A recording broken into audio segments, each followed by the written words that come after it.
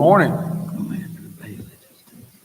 We'll go ahead and call the meeting to order. Today is Wednesday, August 7th, 2024. It is 9:06 a.m. Commission Secretary, please call roll. Here. Here. Here. Here. Here. Here. Thank you. Well, welcome everyone. As we move forward with our business today, I have a friendly reminder for all that we are live streaming our open meeting for the public to view from their home or office. If you are speaking, please make sure you speak into the microphone and the microphone is on so viewers can hear what is being said. For viewers online, we encourage you to subscribe to MoDOT's YouTube channel at MoDOT Video for access to these meetings and more.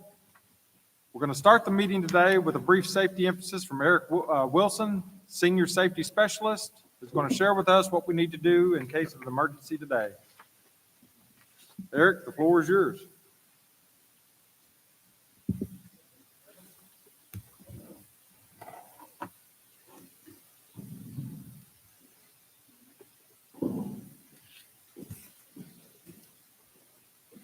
Oh, good morning.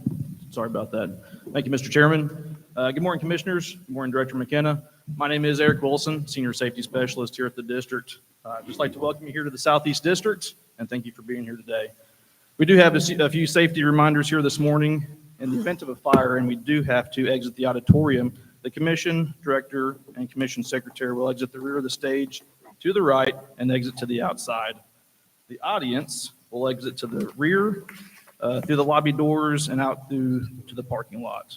There are alternate exits here at the front of the stage, to my left, up the steps to the outside of the building, over here to my right, up the steps and through the hallway to the exit door. Please walk to the south portion of the building parking lot, a safe distance from the building and emergency response vehicles. And in the case there is a small fire, there are a few fire extinguishers. I will retrieve those and use those if necessary. In the event of severe weather, everyone should exit to the right side of the auditorium to the main hallway and into the classroom just to the rear of the auditorium. If we must evacuate the room, please take a moment to look to your left and right. That way when we get to our meeting area, you can make sure that everyone has gotten there safely as well. In the case of a medical emergency, there are people CPR certified in this room. Marissa Johnson will call 911 and direct emergency responders to the location here at the Ten and Fine Arts Center. Ron Reynolds has volunteered to administer CPR, and Travis Crafton will assist him if necessary. There is an AED in the lobby, and Tammy Hefner has volunteered to retrieve that if necessary. Lastly, a sensitive note in light of recent events, but one that we must discuss. I want to bring your attention to what to do if there is an intruder or an active shooter. There are three basic principles to follow in case of an active shooter: to run, hide, and fight. Run and escape if possible, getting away from the shooter if possible. Hide if escape is not possible. If you can't exit the building, find a safe place to hide. Try to barricade the doors. And lastly, fight as an absolute last resort. Thank you. Thank you, Eric. Appreciate it. Next, I'd like to recognize our special guests that are here with us today. We have Representative Donnie Brown from New Madrid County. Donnie, thank you for being here. We have Representative Cameron Parker. Thank you for being here, ma'am. From U.S. Senator Eric Schmidt's office, we have Heath Robbins. Heath's in the back. Good to see you, Heath. From Congressman Jason Smith's office, we have Debbie Collette. Hi, Miss Debbie. And then from Perryville, we have Mayor Larry Riney. Larry, welcome. Thank you for being here. Next, I would like to review a few procedural items. Public comment period. I want to remind everyone that we have a public comment period and are pleased to offer this to every Missourian who wants to come before the commission to address an issue of concern. If any of you would like to address the commission, please sign up before 9:30 a.m. A reminder that you will have 5 minutes for public comment or 10 minutes per subject. Next, I will review our abstention process. There are commissioners that, because of land ownership or business interest, or lawyers may represent clients that may either have some relationship to a matter coming before the commission or may have a potential or actual conflict of interest to be considered or voted upon. The commission member will indicate if he or she chooses to abstain from voting or recuse him or herself from participating in the discussion of the agenda item. If an agenda item is divisible by contract, call, project, or like, a commissioner may specify that particular matter and still vote on the remainder of the agenda item. This information is provided to the commission secretary by letter in advance of each meeting. The commission secretary will duly indicate the abstentions or recusals accordingly in the minutes of each meeting. Madam Secretary, have the necessary letters been prepared? Awesome, thank you.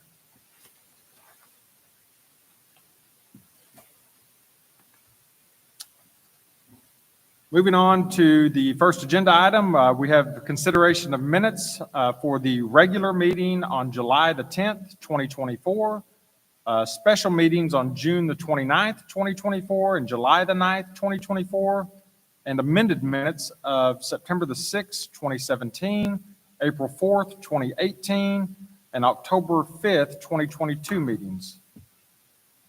I'll entertain a motion to accept the minutes as proposed. So moved. Second? We have a motion and a second. All those in favor signify by saying aye. Aye. All opposed, same sign. Motion carries. Minutes are approved. Next is consideration of items on the consent agenda.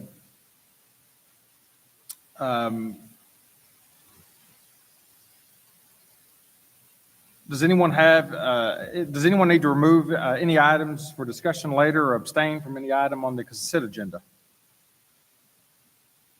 Hearing none, do we have a motion and a second for approval of the consent agenda items? So moved. Second? We have a motion and a second. All those in favor signify by saying aye. Aye. Aye. Aye.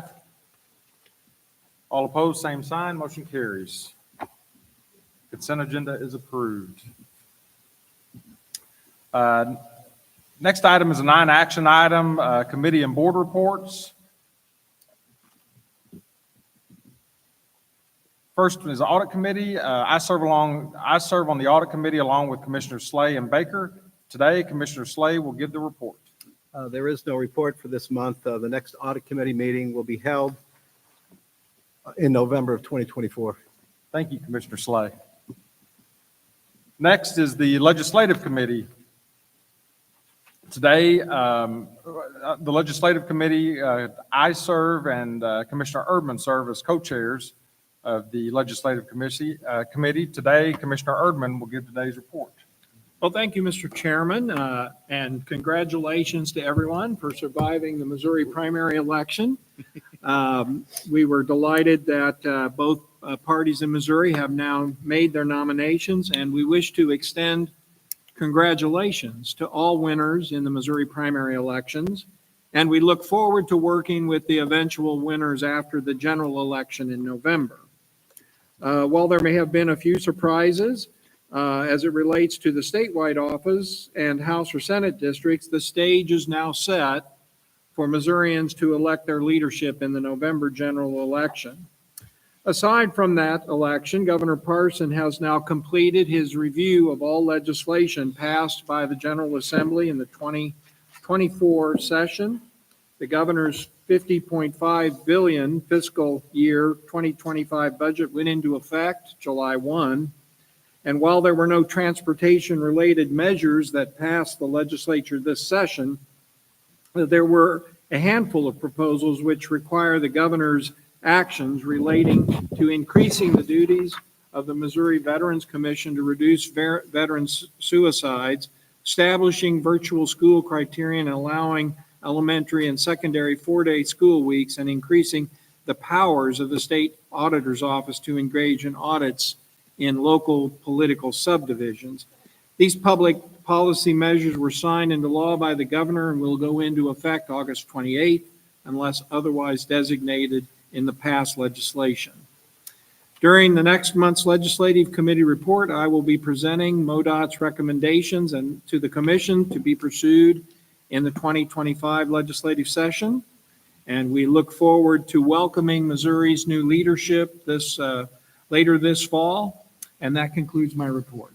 Thank you, Commissioner Erdman. Commissioner Smith serves as president of the MTFC and Commissioners Erdman and Baker are board members. Today, Commissioner Smith will provide our report.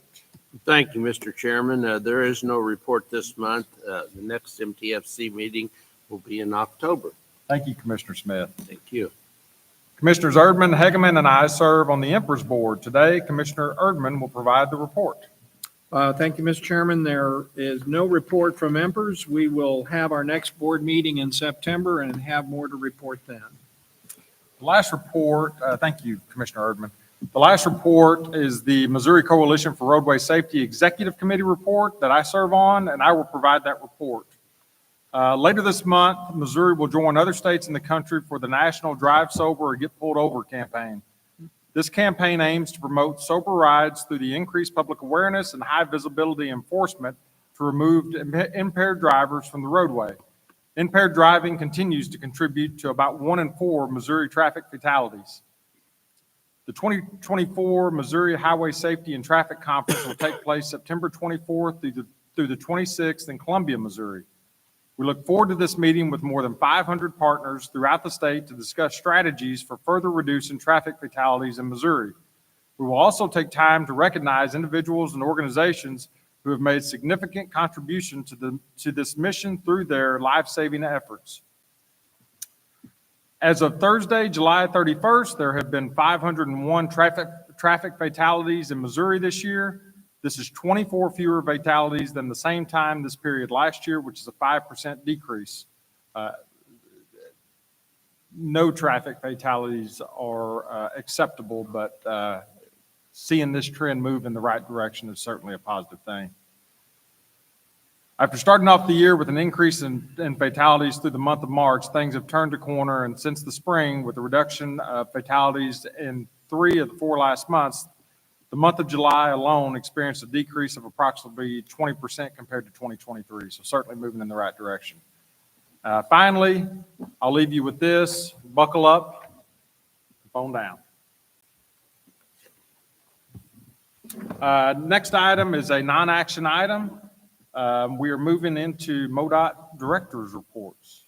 Thank you, Mr. Chairman. Members of the commission, thanks everyone for being here. I want to give the commission an update.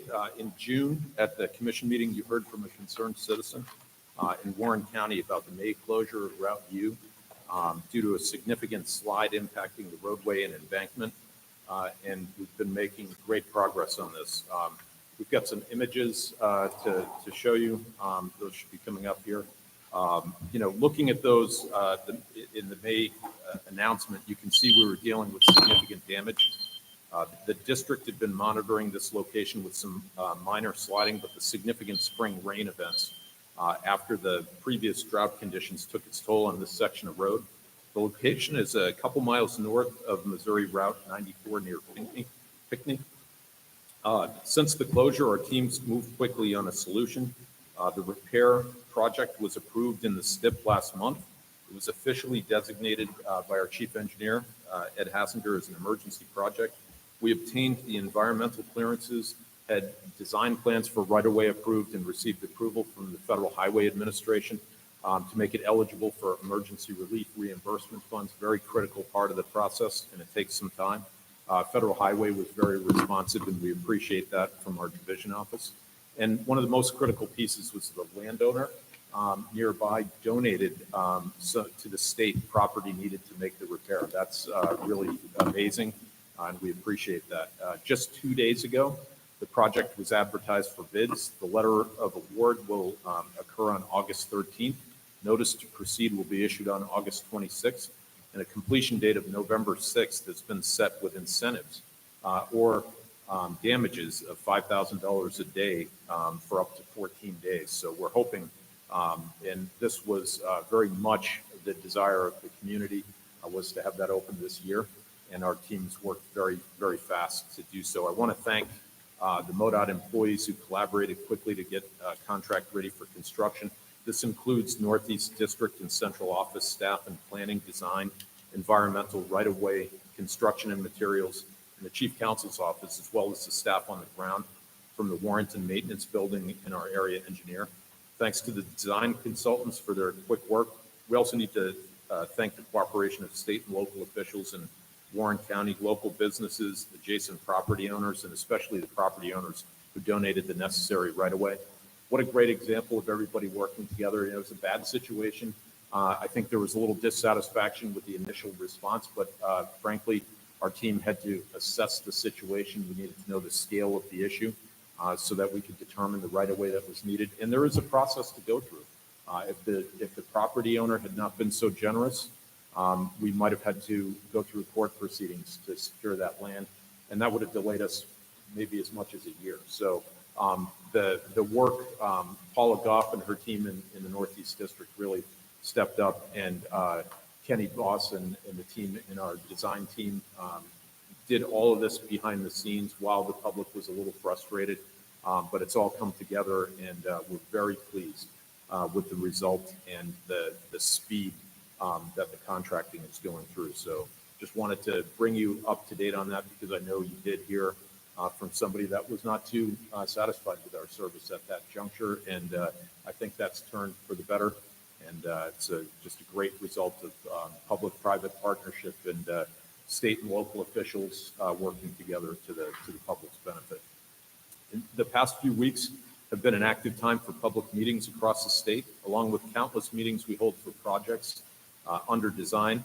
Right now, we're also asking the public to think about the big picture and the future. Our districts are hosting public meetings for the annual discussion on the high priority unfunded needs. I want to thank the commission for your leadership in bringing us to that point a few years ago. I think it's done a very good job of working with the public to look beyond what we can fund in that federally approved statewide transportation improvement plan has to be fiscally constrained. But this process has really enabled us to show in a public process that we are hearing the needs of communities across the state for the things that we don't have funded. And the General Assembly and Governor Parson have responded in time with budget resources in the last several years that are extraordinary. And they have been funding unfunded needs above and beyond the capital program. But those have all gone through the public process in these public meetings. And so our team's really bought into this. And I want to thank our planning partners around the state. I see Sarah is here, and the work that Sarah and Otto is doing, and the planning partners here in this region and all over the state. We doubled up their work, and it's having a great effect and benefit, and we appreciate it. Comments from these meetings will be accepted through August 23rd. State Planning Director Lance Taylor will present the findings in a final document for your review and approval at the October meeting. The Ford 44 study is also actively seeking public input. These public meetings are being held in 5 cities along I-44 to give citizens the chance to comment and learn about the environmental study.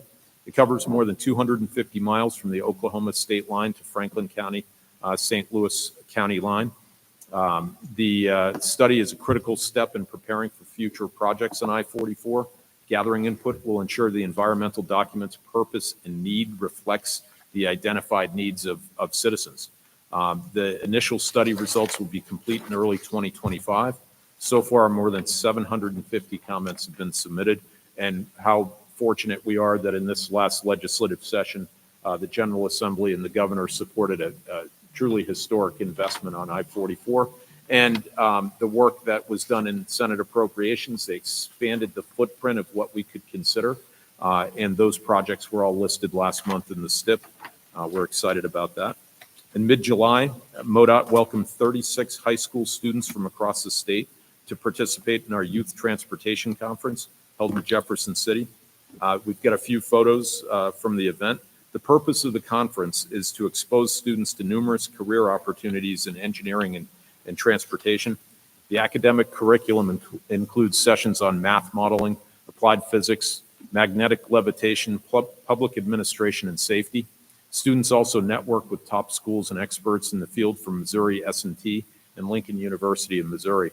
Just like our recent intern conference, it's just fantastic to see the excitement of the young people coming up through. They're actively looking at what to study. In this case, we had a lot of juniors and seniors in high school, And one of the questions I got when I met with this team was if they went and studied engineering at one of the Missouri schools, would they have a shot at working on I-70 or I-44 when they came out? We said, absolutely, you will.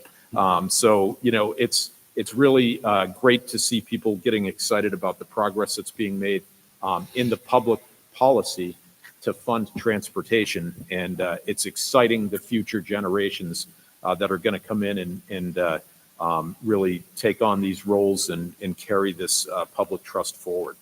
So our team did a great job with that conference, and I can't thank them enough. Our Andrea Hendricks and her team in EEO, as well as Human Resources, did a lot of work, and it made it a very good experience, I'd say, for virtually all. I think most came of their own will. There looked like a couple were voluntold by their parents, so we let them suffer through with us, but they did a great job, and they did that. Many of them have jobs this summer, so they wedged it in with that. And, you know, if you're concerned about the future, just spend a little more time with some of the young people that are coming up through. They're excited, and they're going to be very capable. So wanted to give an update on I-70. Construction began. Let's say that again. Construction began on the first Improve I-70 contract in mid-July. The first order of work was to set temporary concrete barrier wall for both eastbound and westbound I-70 between Route J and Route M. This stretch is a little under 7 miles, and it's a little west of Kingdom City Route 54 interchange. It's taken crews a couple of weeks to set the barrier, cleared guard cable, and prepared the stretch for the work. Motorists who drive through definitely can tell it's a work zone now. Crews are now beginning the pipe work and grading the median. The first concrete paving work where additional lane will be should be started in about a month. It's great to see the progress. I've been out there at 2 a.m. to see, and you know, it's an active work zone, and that's something that I think everybody should keep in mind. At night, there is active workers in these work zones, and please look at the signage, slow down, take your time through the work zones, and everybody will get home safely that way. But our team, led by Eric Kapinski in our engineering team, has just done extraordinary work, and the vendors, Millstone Weber and Company, are doing extraordinary work. So less than a year from being funded, under construction on I-70. Great progress. We also have an update today on another I-70 project, the Rocheport Bridge. It's been a bit of a rough go lately with the heavy rains and the flooding in the Missouri River this spring and summer. The entire workyard and contractor roads to the site have been covered in water multiple times. I went to check out the progress on my bicycle because it's accessible from the Katy Trail just a couple Sundays ago, and I'll tell you that entire work crew was out there Sunday morning, putting steel up, making up for lost time. It's a terrific effort. You know, the next work will be putting up the steel girders in the middle section of the bridge by early September. You can see in the photo the gap that remains. If the river cooperates over the next few months, we should be ready to put traffic on the new eastbound bridge by the end of the year. So great progress there, just in time for coming along with the widening of I-70. I also wanted to give you an update. In the early morning hours of July 19th, the security vendor CrowdStrike deployed a corrupt update file, which in turn prevented the Windows operating system from functioning properly. If you were booked on Delta Airlines around that time, you know full well what this was. It was a global impact that hit around 18 million computers and servers. The state of Missouri had an estimated 35,000 impacted. The Office of Cybersecurity brought it to MoDOT's attention at 5:30 a.m. And I just want to say that we have a world-class in the state of Missouri with the Office of Administration. We have a world-class cybersecurity team on hand, and we are fortunate for that. We interface very closely with our MoDOT IS team and OA, but they were on it. Our team quickly began working on establishing notification remediation steps and a plan to recover all computers around the state. By noon, we had recovered most active users working in the office and remotely. The district IS staff did a great job over the weekend taking care of the maintenance buildings and construction project offices. By Monday morning, July 22, there was minimal impact to address around the state. More than 70 of our technology staff around the state pulled together to fix the issues quickly. Great job. Just an extraordinary team, and they did a fantastic job. Very little impact to our services as a result. And another shout out to the IS team. We've been well reported on this and talked about this a couple times, but the Missouri and Kansas Departments of Transportation have a bi-state agreement to jointly operate an intelligent transportation system for the Kansas City metro area, which is called KC Scout. At the May Commission meeting, I reported on the April 25th cyber attack. Staff took immediate protective action and shut down all KC Scout systems to prevent further impacts. Unfortunately, this meant that all real-time cameras, information boards, and the KC Scout website and app were not functioning. We notified the public that it could be months before the system could be brought online, and that was a good estimate. It was nearly 2 months later, on June 20, before real-time traffic messages were displayed on the digital message signs in Kansas City. By July 9th, the kcscout.org website was restored, and on July 12th, the camera views were available to view on the website and the app. I'm pleased to report that as of last Friday, the final connections were made to provide live camera streams to the media outlets. Really critical. And I want to thank all the employees who worked on this MoDOT information systems, communications, emergency response, our central office and Kansas City teams, as well as KC Scout staff and our partners at KDOT. I appreciate all their hard work and cooperation these past 3 months.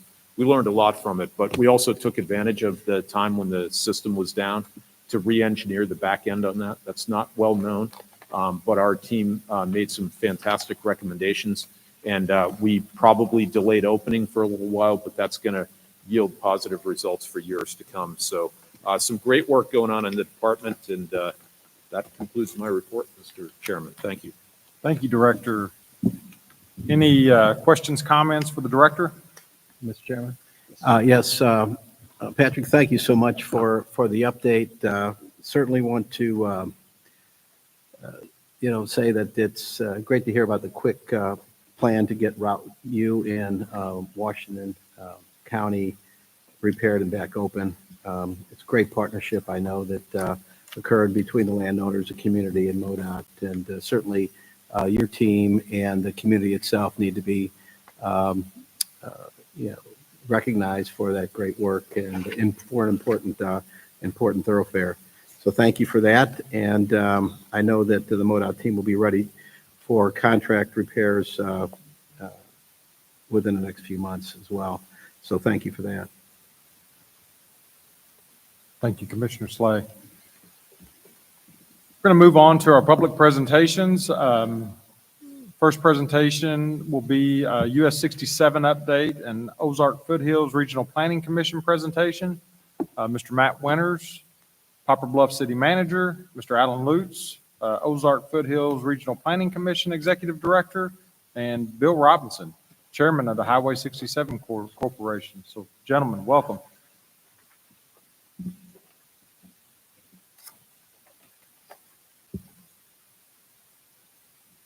Okay. Our Southeast District Engineer, Mark Corkin, is going to provide the introduction to our guest. Yeah, Chairman, Commission, Director, it's my honor and privilege to introduce to you three very strong local leaders. Matt Winters has been the city manager of Poplar Bluff since 2020. He took his role over from a background in planning. He was planning with the city as well as with the Ozark Foothills Regional Planning Commission. Followed by Alan Lutz, as you said, the Executive Director of Ozark Foothills Planning Commission. He moved into his role from the Assistant Director and brings over 20 years of experience in county government to his position, serving most of his time as Wayne County Clerk. And then followed by Bill Robinson, who's no stranger to MoDOT. Bill worked for MoDOT for 19 years in construction, design, and planning, and now he represents the region well, working with Smith and Company and collaborating for the region. So it's my privilege for them to join me today.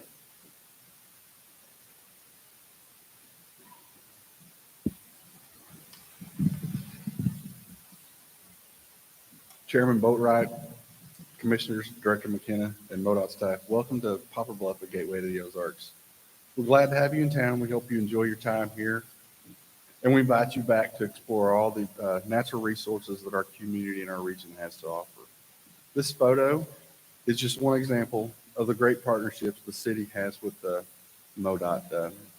Through some annexations and this sign being placed on MoDOT property, it's a welcome addition to our community as people travel to Poplar Bluff. According to the U.S. Census, the population of Poplar Bluff is about 17,000, and the county approximately 41. However, when considering all the people that work here, seek health care here, are here to attend Three Rivers College or to shop, our daytime population in the city is well over 60,000 people. The population of our trade area is estimated over 160,000 people based on a recent retail market study. It's been a really good year for Poplar Bluff and for Butler County. We're in the path of totality of the solar eclipse in April. Through some planned events and marketing efforts, we saw over 145,000 people visit our area over the spread of 4 days. 45,900 people approximately for the day of the eclipse. We followed that up the last weekend of June with a 2-day Rock the Country Music Festival that was headlined by Kid Rock, Jason Aldean, and Hank Williams Jr.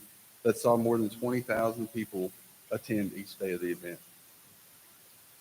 We've seen a 10% increase over last year in our sales tax receipts and a 15% increase in tourism tax collections through our local hotels compared to last year.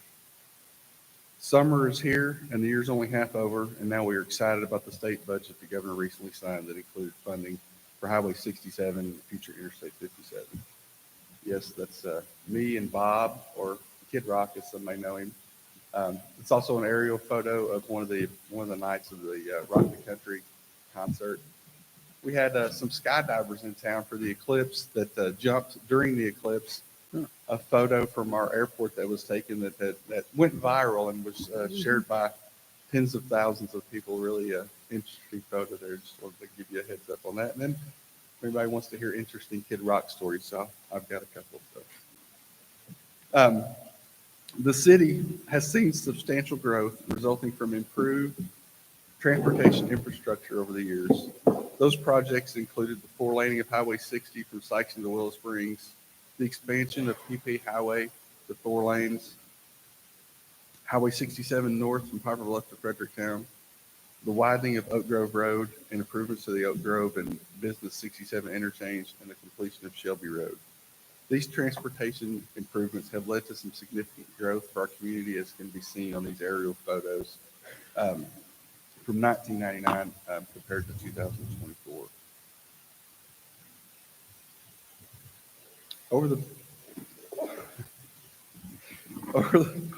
the past 25 years, the city has seen a 51% increase in sales tax collected.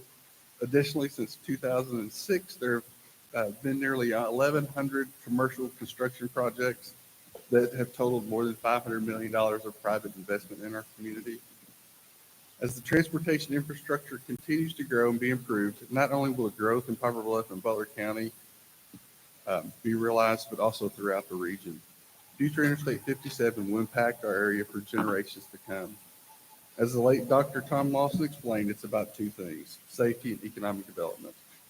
All of the above-mentioned projects have positively impacted both of those areas and will continue to save lives and provide jobs. Thank you again for coming to Poplar Bluff, and thank you for the investments in our community.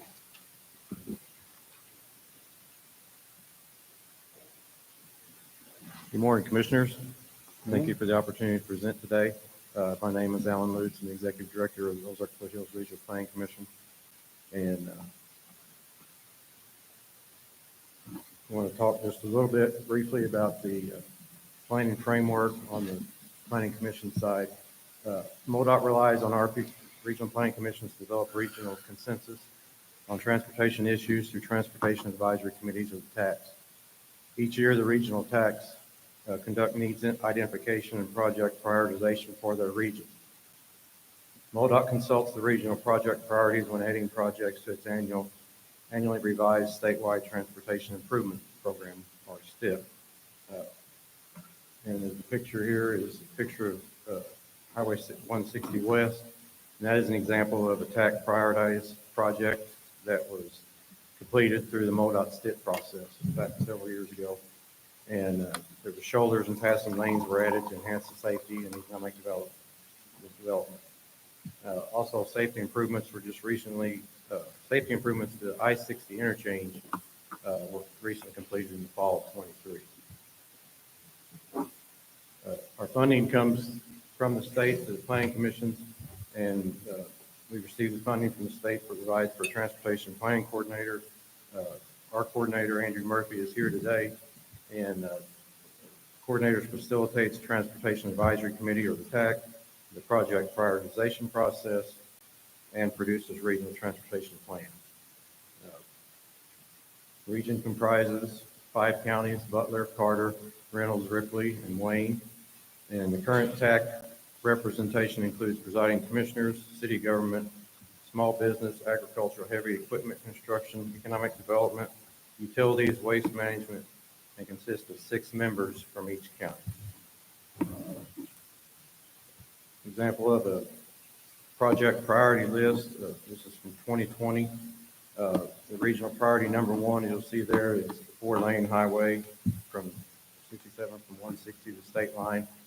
As probably everyone knows, that's been on our priority list for many years, and we definitely appreciate the funding opportunity that's coming through for that. As we already mentioned, will be mentioned again later. And then the priorities 2, 3, and 5 were all completed from this list through the MoDOT STIP process. And then the bottom of the list there, you got marked with a star, the Butler County priority number 2 that year, which was number 2 behind the number 1 on the main priority list, Highway 67. Was Highway T, and there was 2 feet of asphalt shoulders were added to enhance the safety and economic development, and that's a picture of Highway T at one of the intersections there leading out towards Wapello State Park. Highway T project was on the priority list for 4 years and was completed in the fall of 22, and provides the main access from Highway 60, future I-57 to Wapello Lake and the campground. The planning process works through collaboration between MoDOT, regional planning commissions, and local TAC partners, because it assists with responsible transportation decisions. And then finally, the benefits, we fulfill federal requirements, enhances local input and control, provides responsive projects, and public buy-in for improved image. I'd like to thank you once again for this opportunity for the commission coming to our region in Poplar Bluff, and for the amount of funding that's coming our way to continue to finish what we've started with Highway 67. Appreciate you.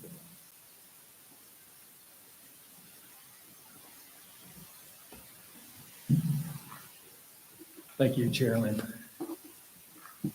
Members of the commission. I believe I've met everybody but Ms. Baker now. Thank you guys for being here, Patrick, Mr. Hassinger, staff. It's an honor and a pleasure to meet with you here in Poplar Bluff. Kind of historic, as I'll get into. We're glad that you're here. I want to briefly discuss the future I-57, US 67 corridor in southeast Missouri and northeast Arkansas, and a bit of history with the corridor. With tremendous support from Governor Mike Parson, Lieutenant Governor Mike Kehoe, Senator Jason Dean, Representative Hardy Billington, Representative Cameron Parker, Representative Donnie Brown, and many others.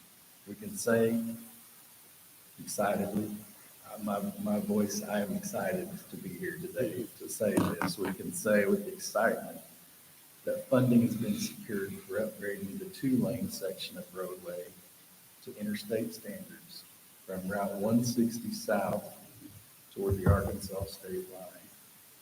The hard work and effort by so many people over the years is beginning to come together. And that does not go unnoticed.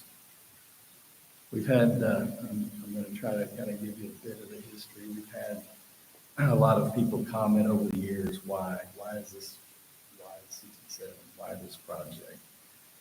If you look at the population density across our country, you begin to see a picture of things.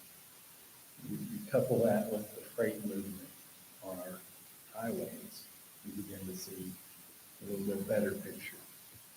You look at freight bottlenecks, you begin to see why some of these areas that may not make sense on the surface begin to really come into play.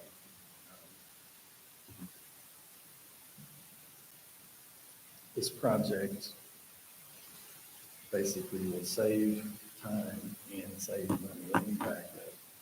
When you look at the bottlenecks, I was told to stay on the script, but sometimes that's hard for me, okay? This project is important for all these reasons because it saves time and money, basically. We've got 54 miles of two-lane between St. Louis and Chicago. 54 miles of two-lane. You look at that route also, Little Rock to Chicago. I mean, the two-lane section is in need of improvement. The Highway 67 Corporation, City of Poplar Bluff Chamber have a long history of working with the Commission and MoDOT to complete great projects with big impacts to our region. When our efforts in heavy lifting began in 2005, Mr. Dwayne Mickey was on the Commission, along with another leader in infrastructure and transportation, then Commissioner Mike Kehoe. I cannot discuss this corridor without mentioning two of the 67 corporation's founding fathers, Dr. Tom Lawson and Mr. Jim Belknap.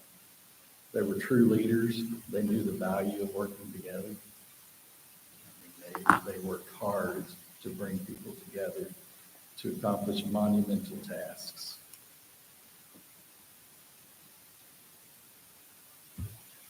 In 2005, the citizens of Poplar Bluff, led by Lawson and Belknap, passed a half-cent sales tax specifically for this route that allowed a partnership to develop. Between 2005 and 2011, 50 miles of four-lane interstate was built on US 67 north of Poplar Bluff with local, state, and federal dollars. They provided a four-lane access from Poplar Bluff to St. Louis.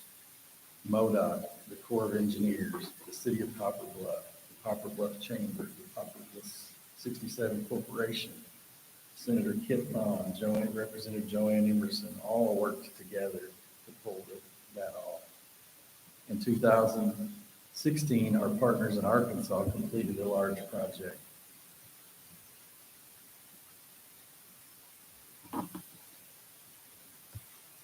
And they now have 123 miles of interstate quality highway from 140 at Little Rock north to Walnut Ridge, leaving 42 miles of two-lane in Arkansas.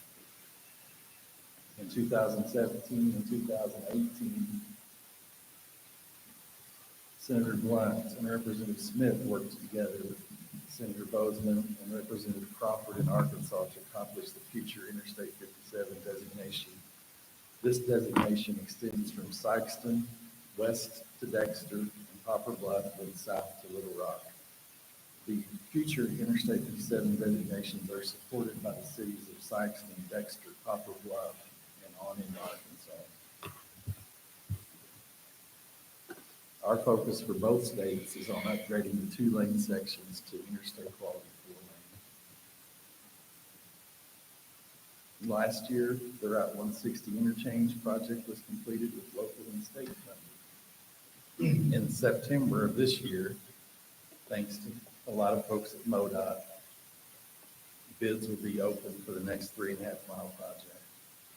With the support from Southeast District Engineer Mark Corkin and his staff, Tim Pickett, and many, many others at the district.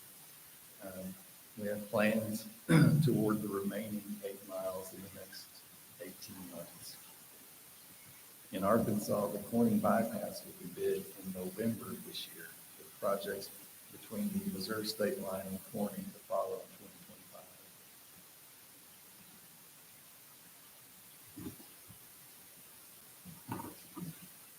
Back up.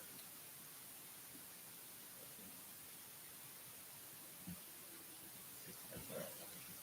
No, you're good. So we had a meeting last week, and had some really good photos from some really important folks that helped on this project. As we've already said, it's a team effort. Not one person can have anything in this, but we would not be in this position we're currently in had it not been for the efforts of Governor Mike Parson, Lieutenant Governor Mike Kehoe, the folks I've already mentioned, and you, the commission, MoDOT leadership, MoDOT district engineer, MoDOT design folks, Tim Pickett, MoDOT area engineer, Matt Wilkerson, Jason Williams, Tammy Heckman, Eric Kropp, great people.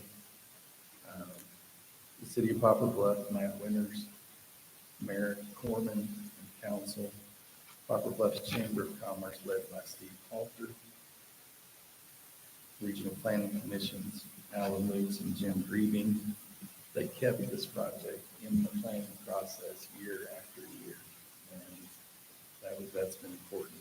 The citizens of Poplar Bluff, Dexter's Dave Wyman, Alicia Trammell, Mayor Mark Snyder, Sykeston's Felicia Bland and J.D. Douglas, Greg Turnbow, Arkansas Congressman Rick Crawford, Arkansas State Senator Blake Johnson, Arkansas Commission Chairman Alec Farmer, and many, many, many others. We are entering a historic period for this corridor. Construction will soon begin and the two-lane will soon be gone.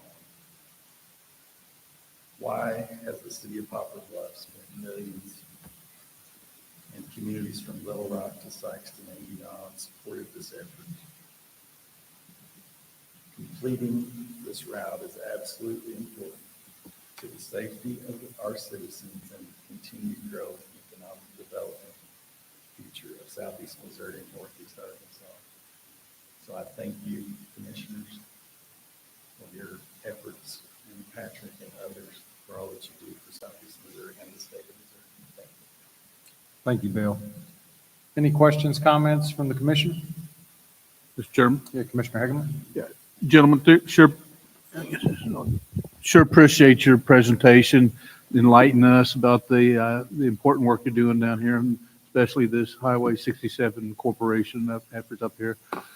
Big believer, I appreciate your stepping up and be willing to serve. A big believer in the grassroots effort of the tax and the MPOs and developing them up. And it wouldn't happen without gentlemen like you stepping up and serving in those positions, and the others out there that help guide us as to what the priorities of local efforts are. So thank you for what you do. Really appreciate it. Thank you.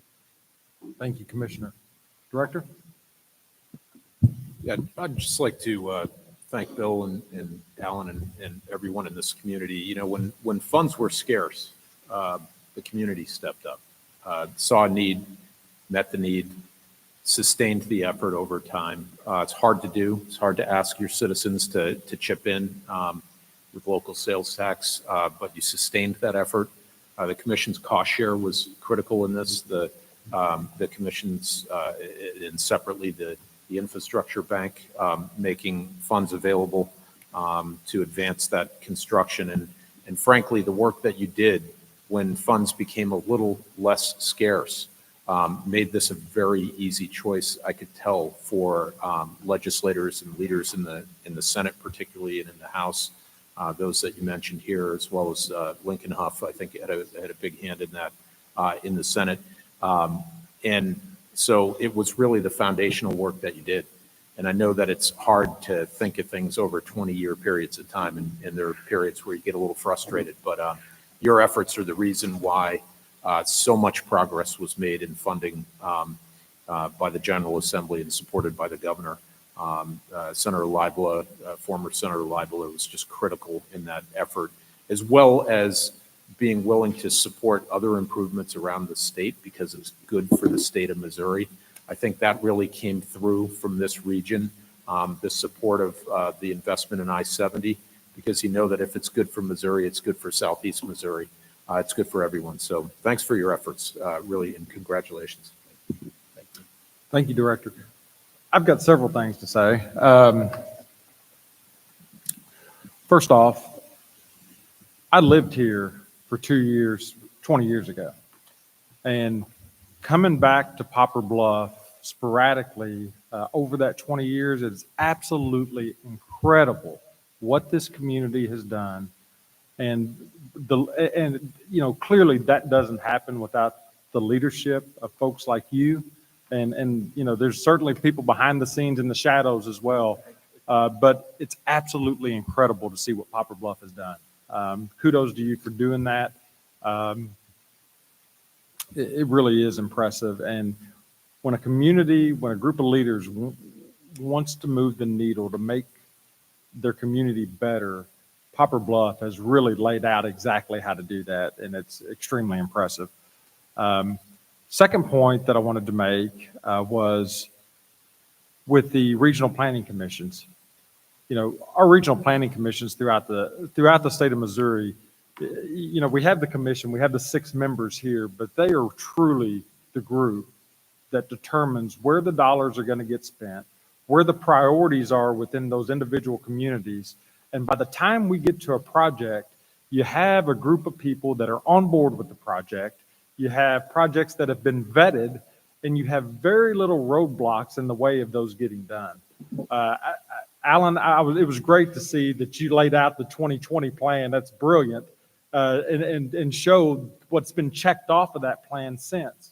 So, that clear vision that this community has had, the clear vision that these regional planning commissions provide us as citizens of Missouri, really allow the Missouri Department of Transportation to operate above and beyond and execute work better than any organization that I've seen throughout the lower 48. So it's absolutely incredible.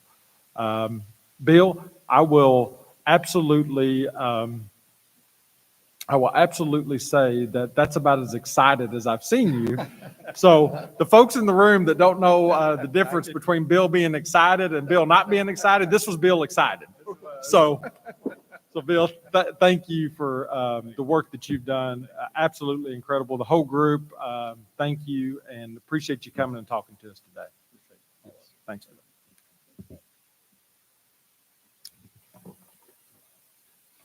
Okay, Mark, you can't slip away, because the next item on the agenda is another public presentation from the Bootheel Regional Planning Commission, another one of our great partners in the state. And our Southeast District Engineer, Mark Corcoran, will introduce the group. Well, I'd ask they join me as I introduce them. The Honorable Mark Pryor is no stranger to Southeast Missouri. He was actually born right here in Poplar Bluff. He served as Associate Circuit Judge in Dunklin, Stoddard County from 2010 to 2022, and actually was a highway commissioner before he was appointed to the bench. So he speaks very well for the region. He's respected by the communities, and it's great to have him here as part of Bootheel Regional Planning Commission. Then we have Donnie Brown. Donnie Brown's a man that wears many hats, was the mayor of New Madrid for many, many years, has been the county engineer. You also know him as Representative Brown, but today he's here as county engineer of New Madrid County. Following Donnie Brown is Jonathan Douglas. Jonathan goes by JD. JD is a Sykeston city manager. He's responsible for a budget over $20 million and 120 employees that keeps the Sykeston region moving forward. And we'll round all this out in Bootheel Regional with Dave Wyman. Dave's no stranger to MoDOT. He actually started at MoDOT in 1994 as labor and spent 25 years on the MoDOT staff, very well known as an area engineer. He has moved on now, and he's the city manager for Dexter. So it's my privilege to introduce the group for Bootheel Regional Planning Commission. Thank you, Mark. Good morning. Thank you for those kind words. I'm not sure everyone would agree with all of that in my career, but I appreciate them today. Again, it's a good opportunity to be here. I did serve on the commission in the mid-90s, and it's and was followed on that in my spot by Commissioner Mickey, a good friend of mine from the Hayti, Procedural area, and some connection, I believe, to Commissioner Bowe. Again, thank you for being here today and giving us this opportunity. As a former member of this commission, I know it's good to get out of the confines of Jefferson City. And as a lifelong resident of Duncan County, I share with you that some parts of Missouri, some of the best parts of Missouri, truly are south of Highway 60. So it's good to see you here today. Second, also, as a former commissioner, I'm aware of the difficult challenges you face. At each meeting, you're provided with worthwhile projects, but only a few of those can be funded. And you have to determine how best to do that with finite taxpayer dollars. I hope to give you just a little bit of help in that today. In that regard, three numbers I'd ask you to remember: 1,100, 20, and 4. 1,100 is the approximate number of miles of US 412. It begins north of Santa Fe, New Mexico, ends south of Nashville, Tennessee. 20 is the number of 2-lane miles that on 412 between the Arkansas state line and the city limits of Kennett. 4 is the number of minutes they've allotted me to persuade you of the importance of making those 20 miles into a 5-lane roadway, just as Arkansas has done from their state line south to Paraguay. I'll try to stay within that allotment. The majority of US 412 is 4 lanes, 5 lanes from Walnut Ridge, Arkansas to Jackson, Tennessee, with the exception of this 20-mile gap. This bottleneck is a hindrance to public and commercial travel, particularly at this time of year when the harvest begins in earnest in southeast Missouri. We are an agricultural mecca. Southeast Missouri, the 5 or 6 counties in the Bootheel, we're 9th out of 12 states that grow peanuts. We're 5th out of the states that grow cotton and 4th in production out of the states that grow rice. Our products are shipped around the world, but these products must first travel on a 2-lane road before they can get to these world markets. Cotton pickers and combines don't mix well with passenger vehicles and commercial trucks. In the past 12 months alone, the Missouri Highway Patrol has reported 25 injuries, including fatalities, on this 20-mile stretch of 4-lane highway. People attempt to pass the slower moving vehicles or equipment. They're contributing to this cause of accidents. Also, a project also dear to my heart, about 6 years ago, our hospital closed in Kennett. Healthcare for our citizens is primarily in the Jonesboro, Arkansas area. The only way to get to Jonesboro is this 20-mile stretch of US 412. Not only the traveling public, but ambulances are challenged with navigating slow-moving traffic when time truly is of the essence. Even a few minutes delay can have life-altering consequences, sometimes fatal consequences. I don't come here empty-handed. I know that Poplar Bluff and the tax base that have been supportive, we have observed that, and we want to model that in many ways. But with me today is Mr. Paul Combs. He's the owner of the Baker Implement Dealerships for Case IH. There's 13 or so in our area. Ms. Combs, no relation, economic developers here. Also, most importantly, is Presiding Commissioner Don Collins and our Associate Commissioner Patrick McCaney. They have voted and have expended $500,000 plus to complete the environmental study necessary to move this project forward. We come here with our own money to help make this work. We expect that report to be in your hands in the next 60 days. The right-of-way to change this from a 2-lane road to a 5-lane road is pretty much owned. It's already there for the most part. This area is flat land. There's not a rock or a hill in sight. It should be fairly easy construction compared to some other parts of Missouri. We do believe there'll be money available in general revenue in the next legislative session to help get this project done. We believe we have the support of our elected officials, Representative Parker, Representative Brown, Senator Bean, just to name a few. Also, of our federal officials was Representative Smith and our state senator and our U.S. senators. We've certainly taken the liberty of buttonhole every candidate for governor that came to the Southeast Missouri in the last few months campaigning. So no matter who wins this election, we believe we'll have somebody that understands what we need and what we're talking about when we talk about agriculture and the use of these roadways. When I was on the commission in the mid-90s, we broke ground and expanded US 412 from Kennett to Interstate 55 to the Hayti interchange. Again, Commissioner Mickey, as a banker in the area, was at that groundbreaking in 95 or 6 or so when it happened. I don't recall, again, Commissioner Boatwright being there. Would be quite a young man at the time. But it is something that I know he's quite familiar with as a lifelong resident of the area. We understand it takes a local community working together with state and federal officials to make a project of this nature move forward. We've been doing that. We're going to continue to do that, and we ask for your support in making this happen. Thank you.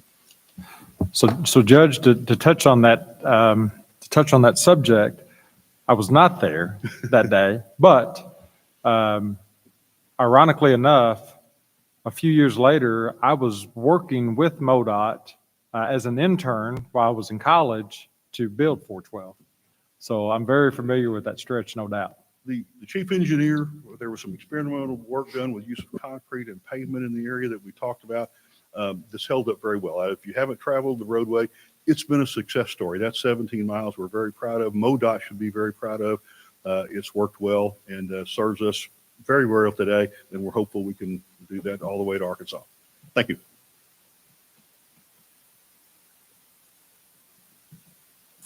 All right, Commissioners, thank you all for giving me the opportunity to speak this morning. I started to hold my comments off to the public comment period after Commissioner Boatwright's comment because you said 5 minutes. David Wyman told me I got 2 minutes and 30 seconds.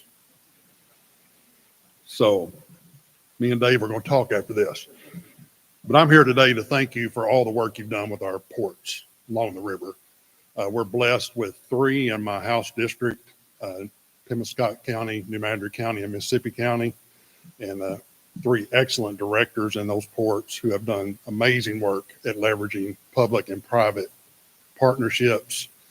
In the last 30 years, they went from basically non-existent to what they are today and continuing to grow. And that's done with your help. And we appreciate that very much. I know we're currently doing, I think, about $17 million a year in investment in our ports. I'm working in the legislature to increase that.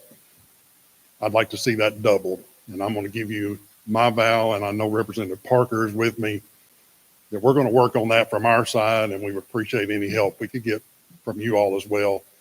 The river, the interstate system, and the rail and the Bootheel, we've got it all.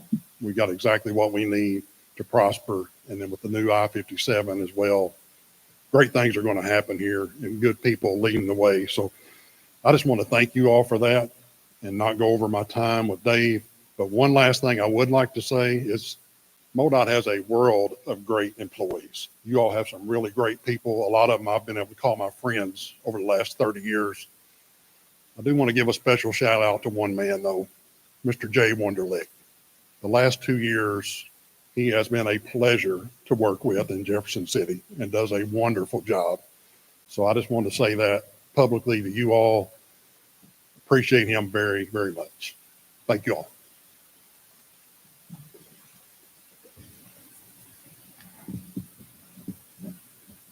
Good morning, Commissioners and Director. I'm Jonathan Douglas, City Manager of Sikeston.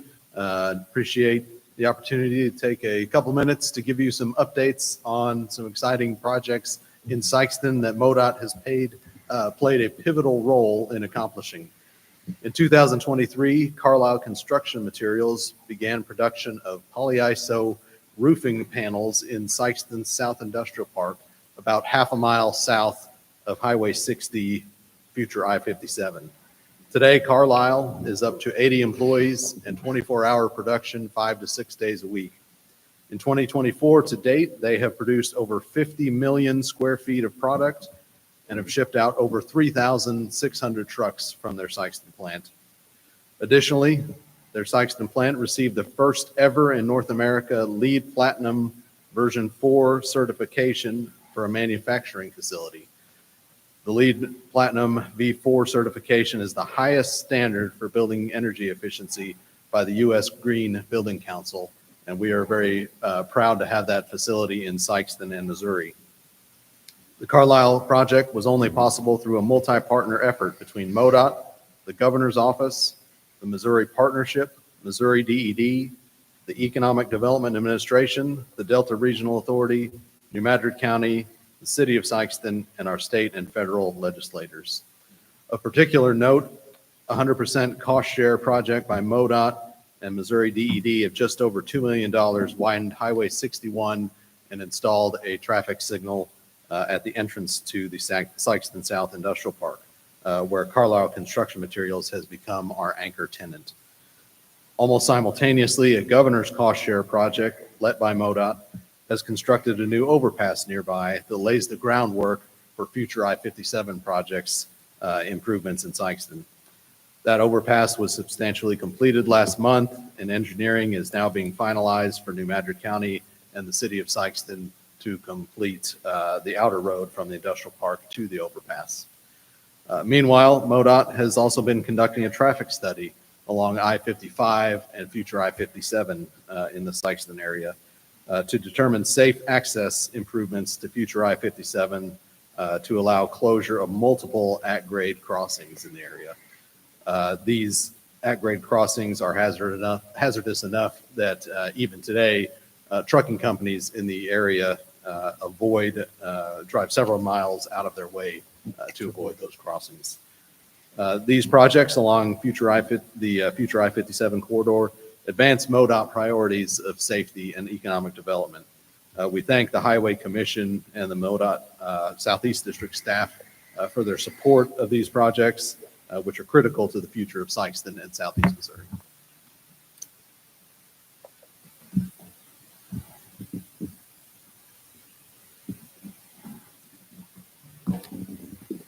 Good morning, Chairman Boatwright, Commissioners, Director, and all my MoDOT friends. The Bootheel RPC represents 6 counties in the extreme southeast portion of the state of Missouri. Of the 5 planning organizations in the Southeast District, we represent the largest population group. We also represent the most productive agricultural area in the state. Very proud that we can grow anything that can grow, and we do it very well. Your job as a highway commissioner is very important, and we thank you for your work. As you have probably figured out, every person that stands in front of you in one way or another is asking for more money. But those requests are all important because history has shown us that with transportation investment, almost always brings economic prosperity.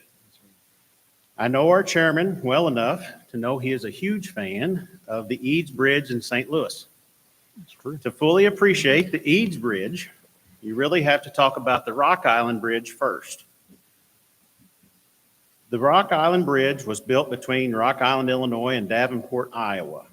There were 2 industries that moved freight in the United States in the mid-1800s. That was the railroad and the riverboats. Prior to the Rock Island Bridge, there wasn't a railroad bridge across the Mississippi River. The riverboat industry was happy, and St. Louis, at the confluence of 2 major rivers, was thriving. Then the railroad industry decided to build the Rock Island Bridge and began using it in April of 1856.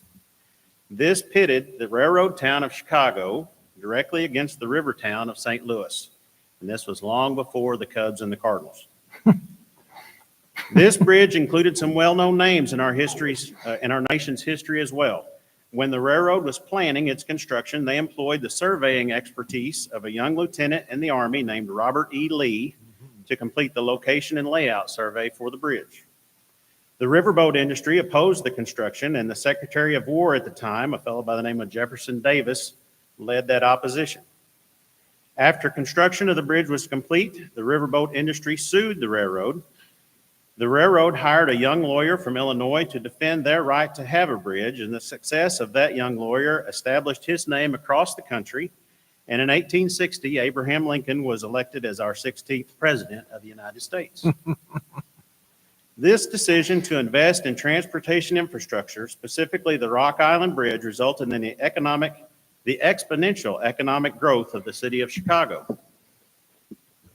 After the expansion of the nation's railroad system, it became apparent that for St. Louis to survive, a bridge across the Mississippi River was essential. And in 1867, the St. Louis Bridge and Iron Company hired James Buchanan Eads to build one. His bridge was opened in July of 1874. This transportation funding decision brought St. Louis and the state of Missouri back to prominence as a transportation hub. This struggle to establish freight corridors throughout southeast Missouri that are both safe and spur economic development continues today. We are extremely grateful for the current construction of the bridge in Chester. We are extremely grateful for the promised investment in the corridor south of Poplar Bluff. We ask for future investment in the corridor south of Kennett, the upgrade of US Route 60 to interstate status, improvements along US Route 63, and continued work with our neighboring states to establish a feasible freight corridor to Paducah, Kentucky, and beyond to the southeast part of the United States. Thank you very much for your time this morning. Are there any questions for us? Thank you, Dave. I like a good story. Just to mention a little bit more on Mr. Eads, just to show you how impactful a single person can be. He was not a civil engineer, and this guy built his career walking on the bottom of the river. He knew the river. He was a practitioner and knew the river better than anybody else in the world. And much of the river engineering that we have in this country today is because Mr. Eads. When you talk about the jetties that we have down in Louisiana, that was Mr. Eads. When you look at the dikes, revetments, all of the infrastructure that's been built on the river, that concept was Mr. Eads. So he was a Mississippi River Commissioner, presidentially appointed, and did some incredible things throughout the country. And kind of goes to show what one person, what the impact, how widespread it can be. And, you know, to your point, Dave, the investment, how widespread did that investment and the ripple effect that it can have throughout our economy. So it's incredible.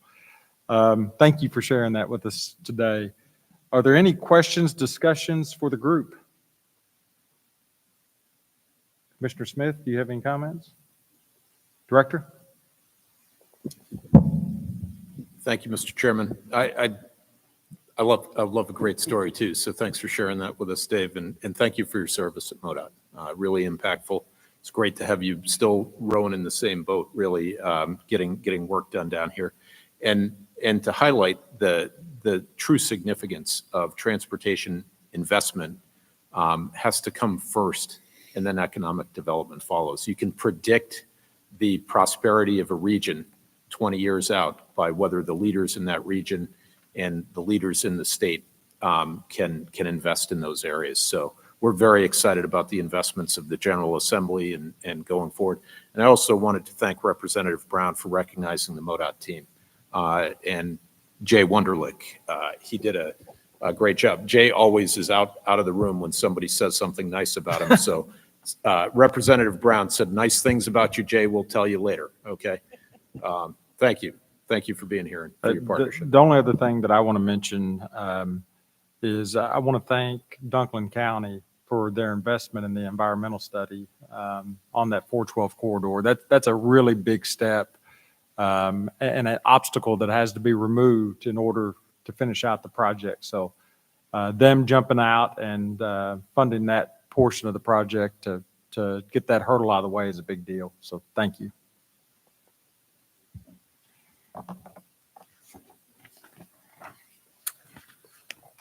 Well, Mark, you might as well just stay up here because we're moving directly into the next item, which is an update from MoDOT Southeast District Engineer, Mark Corkin. The floor is yours, sir. Thank you, Chairman, Commission, Director. It's great to have you in Southeast District today. The Southeast District is made up of 25 counties. It's actually the largest district. It's even larger than 9 states. You travel across the district, it can take 5, even 6 hours to get from one side to the other. We also have 5 ports and 2 ferries along the east side in the Mississippi River. We have 5 different planning partners we work with. The blue area is where you just heard from Ozark Foothills Regional. The yellow area is the Bootheel Regional that just left the stage. To our west, we work with South Central Ozark Council of Governments. To the north, we work with Southeast Missouri Regional Planning and Economic Development, and we have 1 metropolitan planning area in the Cape Girardeau and Jackson area. We stay busy. We have a lot of work planned. In the STIP, we have 2,846 lane miles of paving coming. We also have 125 bridges. 99 of those bridges are new bridges. 10 of those are redecks, putting a new deck on the bridge. The rest of those are rehabilitations, but just because it's a rehabilitation doesn't mean it's a small project. We actually have a $15 million rehabilitation to the Emerson Bridge over the Mississippi River in Cape Girardeau planned. The $734 million dollars worth of work. 292 projects is a lot. Almost all of that is taking care of our system, but we do safety programs as well. It was notable that we had 7 roundabout projects in there. Now, roundabouts used in the right place are great safety that save lives. That nearly doubles the amount of roundabouts that we have in the Southeast District. When I look at my operations team, drainage, litter, and seal coats are some hot topics. So this calendar year, we've had 11,507 labor hours of drainage work. That's putting in pipes for entrances, that's crossroad pipes, that's cleaning out ditches throughout the district. $1.4 million of litter pickup this year. Almost all of that was before the April 8th eclipse that you heard about earlier, making sure that we had the region looking well, and we had a lot of regional planning partners that helped us pick up that trash as well. Now, seal coats, I would tell you that that's the bread and butter of taking care of our low volume roads. We're a little bit behind this year, though. We did almost $3 million worth last year, and we have plans to do quite a bit. That oil doesn't go very well with the rain we've been getting, and it's been a really wet winter, but I'm sure that we'll get caught up before the end of the year. So Route 62 over St. Francis River. Now, that's a major bridge that crosses from Missouri into Arkansas. It's just south of Campbell. We've been working with Arkansas to replace this bridge. We have it in our plan. Arkansas actually had to replace a bridge and pave some roads just to make an acceptable detour for us. So it's about 3 years off. And this year during the bridge inspections, I had the inspector come to me and say, you're going to have to do some work to this. And it really didn't make sense to do $500,000 worth of work to a bridge that we have plans to replace. So we pulled our team together. We had lots of departments come together on site. We had Arkansas staff come and say, look, we need to keep this thing open. What can we do? And I would tell you, MoDOT has some really innovative staff. You know, they put their heads together and they figured out that we could buy about $8,000 worth of steel plates and put 40 plates at 10 locations and accelerate the letting a little bit and keep this open. So we had to close it for 3 days to do the work, but one crew spent about a week and a half to keep this bridge open for the next 2.5, 3 years. When I talk about innovative employees, the Innovations Challenge is one of my favorite things. It is popular in Southeast as well. So this year, we had 29 different innovations brought to the district to compete to go to the Innovations Challenge. 12 of those were selected to compete statewide, looking for the most innovative practice that we have to implement, and 6 of those won. Of those 6, there's one I'd like to highlight. It's a little signpost step. I mean, it just clips into a signpost, and then you can step up to reach the bolts on the sign. It's a really easy idea, but it not only won first place in the Tool and Equipment Challenge, it also was the people's choice. So that tells me the judges did a really good job picking because they lined up together. The Don Welge Memorial Bridge at Chester. This has been in every presentation that I've given to the commission. In 2021, I was talking about crews coming from multiple districts to do emergency repairs so that we could keep it open to trucks. In 2022, I was thrilled that we'd found funding, celebrating that it's finally funded. In 2023, you selected a design build team, and some of you were even at a groundbreaking on a cold November day. I'd like to show you what 30% complete looks like today. So I have a video. There's a local pilot that flies drones named Neil Adams that really goes out there every week and updates the public. We don't get many questions because he does such a great job of this. So you're looking at the layout yard. Right now you can see that they're pouring precast panels. They're high strength full depth panels. He's showing the public where the asphalt road is going to go. So that's going to be the new highway. That pond area is where we stood for the groundbreaking. So he's labeling the foundations as you go across. And if you remember, there's going to be 3 towers. So the first of the 3 towers start at foundation. He's about to show number 6 there. And it's 70 feet tall. It's going to be 150 by the time it's done. Now we're out in the river where the next pier would be. This shows barges and cranes, and that's a coffer dam that they're going to dewater to be able to pour the foundation when they're done. You move over to what's the 3rd tower, which is, again, number 6. This one has drilled shafts that are coming out of the water. They're ready to pour the foundation on top of the shafts. you can see that we've had to coordinate with the railroad quite a bit because we're right by them as we're working. So that 30% I'd like to highlight also includes the design work, because this is design build and the design is complete. It's on the shelf other than answering questions as we go. And because of a lot of rain, we ended right there with a retaining wall that's actually 90% done. They've moved their forces over and they've gotten the wall done much quicker than they would have if they could have focused on the center pier in the river. So you heard a little bit about 412 today. That 20-mile stretch that we studied with Dunklin County, they paid half the study. It is the only 20 miles of 2-lane between Walnut Ridge, Arkansas, and Jackson, Tennessee. So that's a 150-mile stretch. I'm showing you 2 examples of what the study looked like. On the left is what the northern section of 412 looks like. That's what most Missourians would think would be the improvement, is divided highway.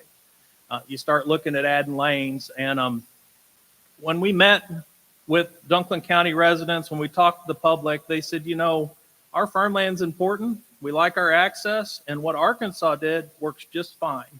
So we looked really hard at what's called an undivided section. So this undivided section, it's unique in the flatlands of the Bootheel that you don't really get snow down there. You get ice and everything shuts down, so you don't have the winter quite the same. The very large farm equipment is the biggest problem, and the large farm equipment is actually safer on this undivided section than it is on the divided highway. You know, they can't pull out and get onto the lane the same way. So next month, we plan to meet with Dunklin County and tell them the results of the study in detail, but I can tell you today that our recommendation, that's the final draft being tweaked in our report, is to use the undivided section you see on the right. Interstate 57 versus Highway 67. This gets real confusing even locally. When I get questions, I have to ask people, now where are you talking? Are you talking Dexter, Sykeston, Poplar Bluff, or down by Arkansas? So the vision for Interstate 57 is to connect Dallas to Chicago, and it's a great vision to have. Funding's been a little bit more challenging, but I would say there's 2 segments that I deal with primarily. So it comes into Missouri on Highway 67 all the way up to Poplar Bluff, and then from Poplar Bluff, future 57 goes across Highway 60 to Sykeston, and that's where it would connect into existing 57.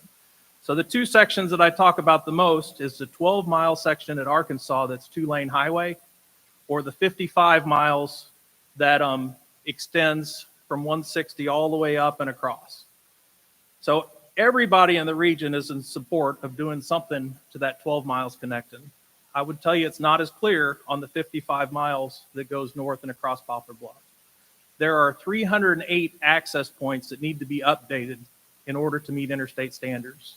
So those are farm entrances, those are local roads, county roads, state highways, and there's farms butting up against this land. So you'd have to buy farmland to put in outer roads, you'd have to put in interchanges. And I would tell you, Missourians are very practical. There's a lot of them that like their farm just fine and that still want to use the access they have. So the real focus has been on completing the 12 miles to the south.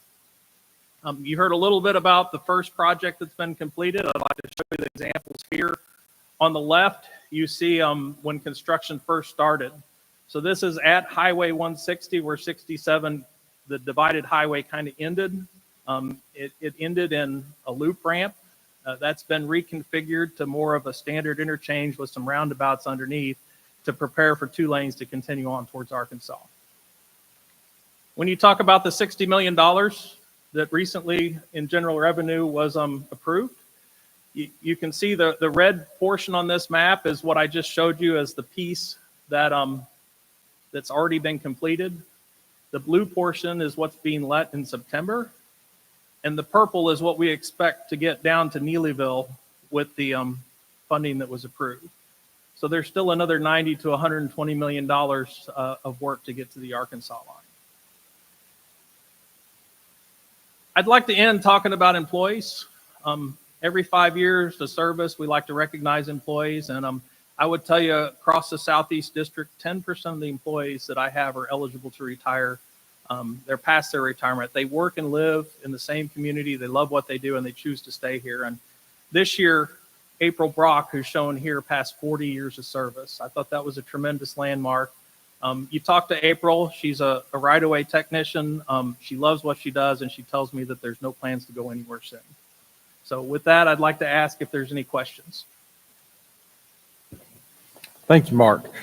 One thing before I go around the table here, go back a slide. So that additional 90 to 120 million dollars that's needed to finish this out. The one point that I want to make on it is the legislature did put 90 million in, but it's contingent upon federal dollars on a federal grant, and we're going through that process now. But with our federal delegation here in the room, I just want to make sure that we pay very close attention to this, and anything that we can do at the federal level to go along with the hard work that's been done by the locals, we would certainly appreciate it, because this stretch is vital to finishing out that corridor. So with that, are there any questions and comments from the commission? I just wanted to say thank you, Mark, for the overview. You do have a huge area, the largest district report. Turn your mic on. I'd just like to say thank you, Mark, for the presentation. It is the largest district and such a tremendous amount of ground to cover. And it's not the typical district for MoDOT. A lot of water and a lot of different diversity here. So appreciate all the photography and particularly the video from the drone. Great to see that. And thanks for all the work you do. Thank you, Commissioner. Director? Just want to thank Mark for his leadership and your team here. Took on a significant challenge when you came, and you're sifting through all the issues. Your team is strong, and you're just doing a great job. Thanks for the clarity in your presentation on this particular project, because that public clarity, and thank you, Mr. Chairman, for that, because, spending authority only helps when there's money behind it, and that those federal dollars are going to be very important. But I think it's a very compelling argument to bring to the delegation, and hopefully that'll be successful. Thanks, Mark. Thank you, Director. Mark, thank you so much. Okay, so next item on the agenda is an action item. Ed Hassinger, Deputy Director and Chief Engineer, is going to kick off this presentation. And we are talking about the consideration of proposals for the Improve I-70 from Paseo to I-435 Design Build Project. Ed, floor is yours. Mr. Chairman, Commissioners, Director, we're thrilled to be here to present a proposal for I-70 in downtown Kansas City.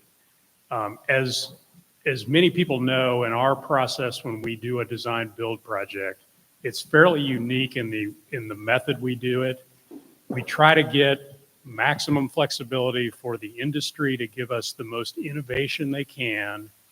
And one of the things that we do to do that is we appoint a project director and give them the full authority of the chief engineer. So I transfer my authority to the project director. And what that does is really gives those teams that are competing for this project the confidence to give us their best proposal. They know that the answers they get in the procurement cycle are quick and right, and they can keep moving, and that they're confidential until we make a contract decision.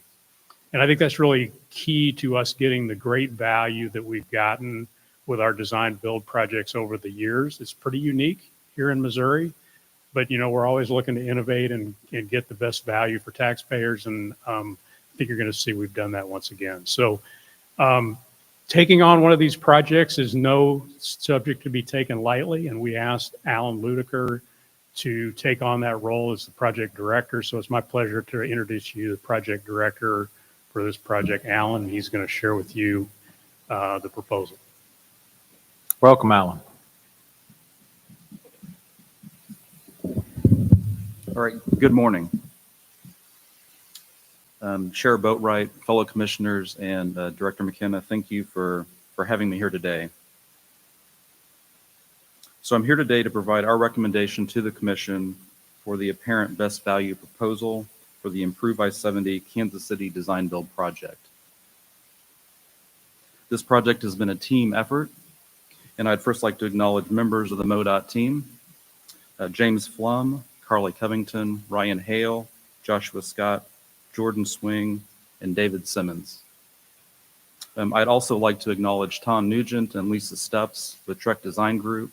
They've been acting as MoDOT's owner engineer on the project.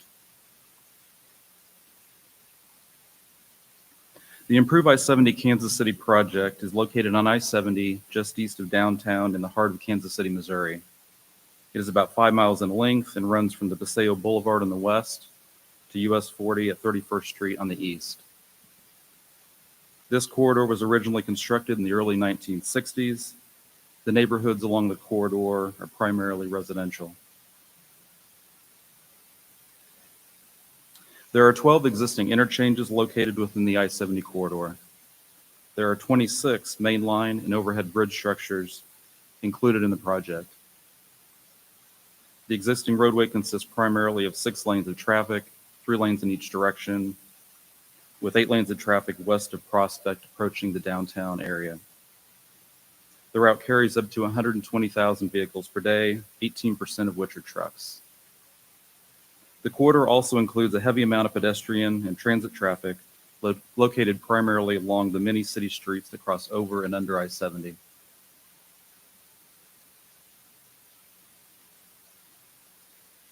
As I mentioned earlier, this roadway was built in the early 1960s, which means it's over 60 years old. The roadway includes narrow shoulders, low bridge vertical clearances, and closely spaced interchanges. The route also contains outdated geometric features, including 2 low-speed curves at Benton Boulevard and Jackson Avenue. The roadway needs to be modernized. As I stated earlier, there are 26 mainline and overhead bridges along the corridor. This includes 2 pedestrian-only bridges. The bridges have reached the end of their service lives and need to be replaced.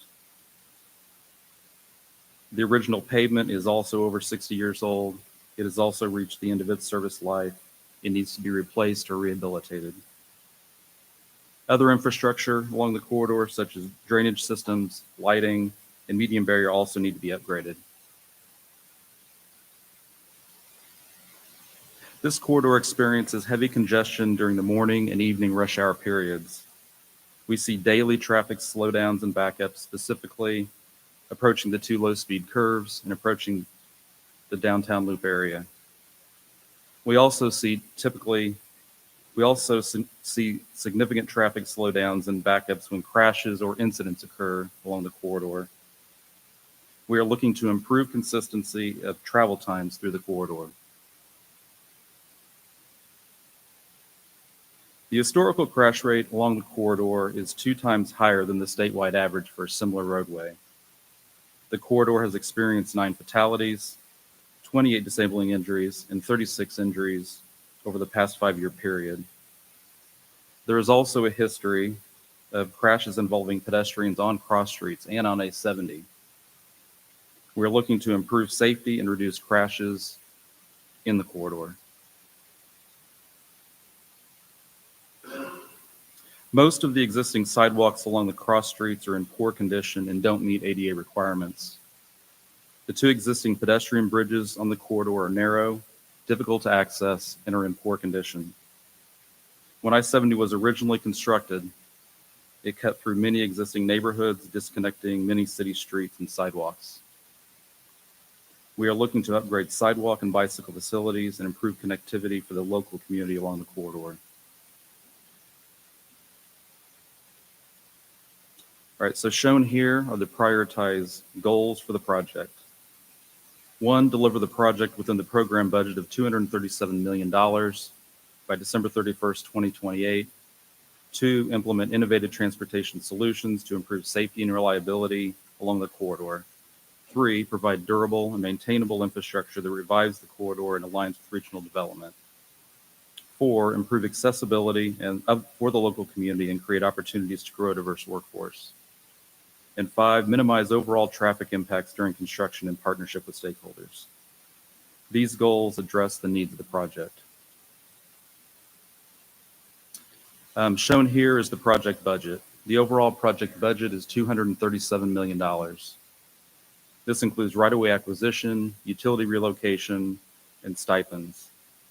The City of Kansas City has also committed to providing $6.8 million for aesthetic improvements on the bridges. The fixed price best value design build contract will be $215 million. Shown here are the DBE and workforce goals for the project. The DBE participation goal for construction activities is 12%, and for professional services, 14%. The workforce diversity goals for minorities is 12.7%, and female, 6.9%. There are also requirement for on-the-job training for 7 construction trainees at 1,000 hours each. All right, so shown here is the procurement schedule for this design build project.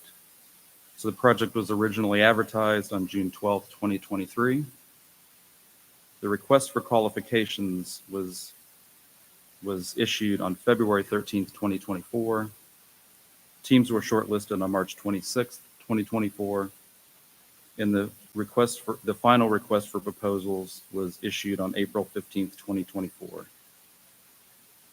We received proposals from teams on July 9th, 2024. We're now here today to consider the selection of the best value proposal. Okay, shown here are the 2 pre-qualified shortlisted teams for the project. They are the Clarkson Rodmacher Joint Venture Team. HNTB is their designer. The second team is the London Construction with Parsons. Parsons is the designer, and Idecker is a major participant on their team.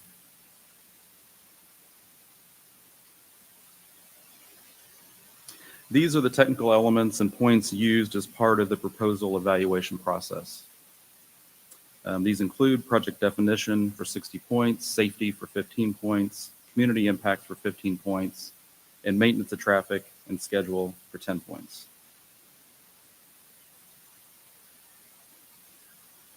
Based on the results of the proposal evaluation procedure, we are recommending that the Clarkson Rodmacher Joint Venture project be awarded the apparent best value proposal.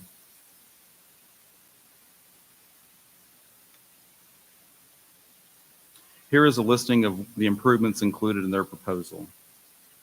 The addition of a 4th eastbound through lane from Prospect Avenue to Manchester, reconstruction of I-70 from Chestnut Avenue to 18th Street in the Benton Curve area, reconstruction of eastbound I-70 from 27th Street to Cypress Avenue in the Jackson Curve area, and rehabilitation of westbound I-70 from 27th Street to Cypress in the Jackson Curve area. This proposal results in a 13% reduction in total predicted crashes, improves reliability of I-70 throughout the corridor. This proposal includes 15 new and 7 rehabilitated bridges. Pedestrian and bicycle connectivity is improved throughout. The Clarkson Rodmacher team is committed to partnering with K-12 schools and programs, vocational schools, and training programs to grow diversity in the transportation industry. The team is also committed to having 3 lanes of I-70 open in both directions during the 2026 FIFA World Cup event. All lanes of I-70 are scheduled to be open by December 2027. So with that, and I have a video of the Clarkson Rodmacher proposal to share. All right, so this video starts at the west end of the project and is looking east. So it starts at the Paseo Boulevard. It includes rehabilitation of the bridges over Woodland, Brooklyn, and the Paseo. In this area, you can see the additional 4th eastbound through lane that starts. And in this area, the Benton Curve area is being reconstructed.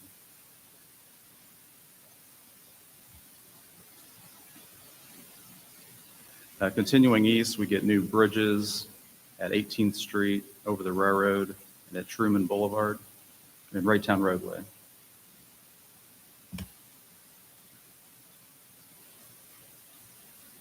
This also includes new bridges at 23rd Street,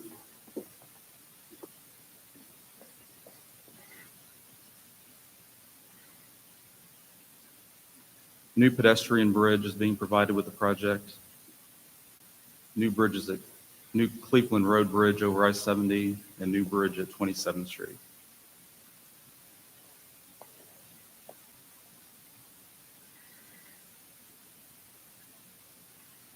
This is the area where the Jackson Curve is being reconstructed in the eastbound direction.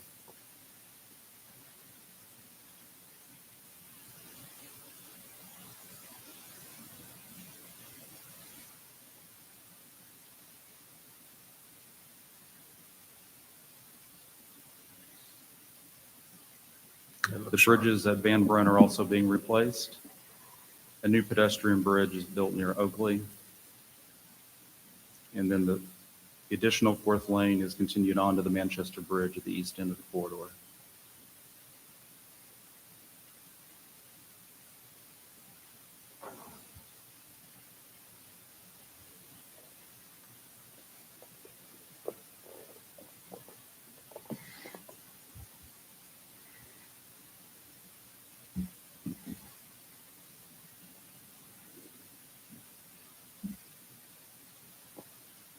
With that, we request the commission award the apparent best value proposal to the Clarkson-Rodmacher joint venture.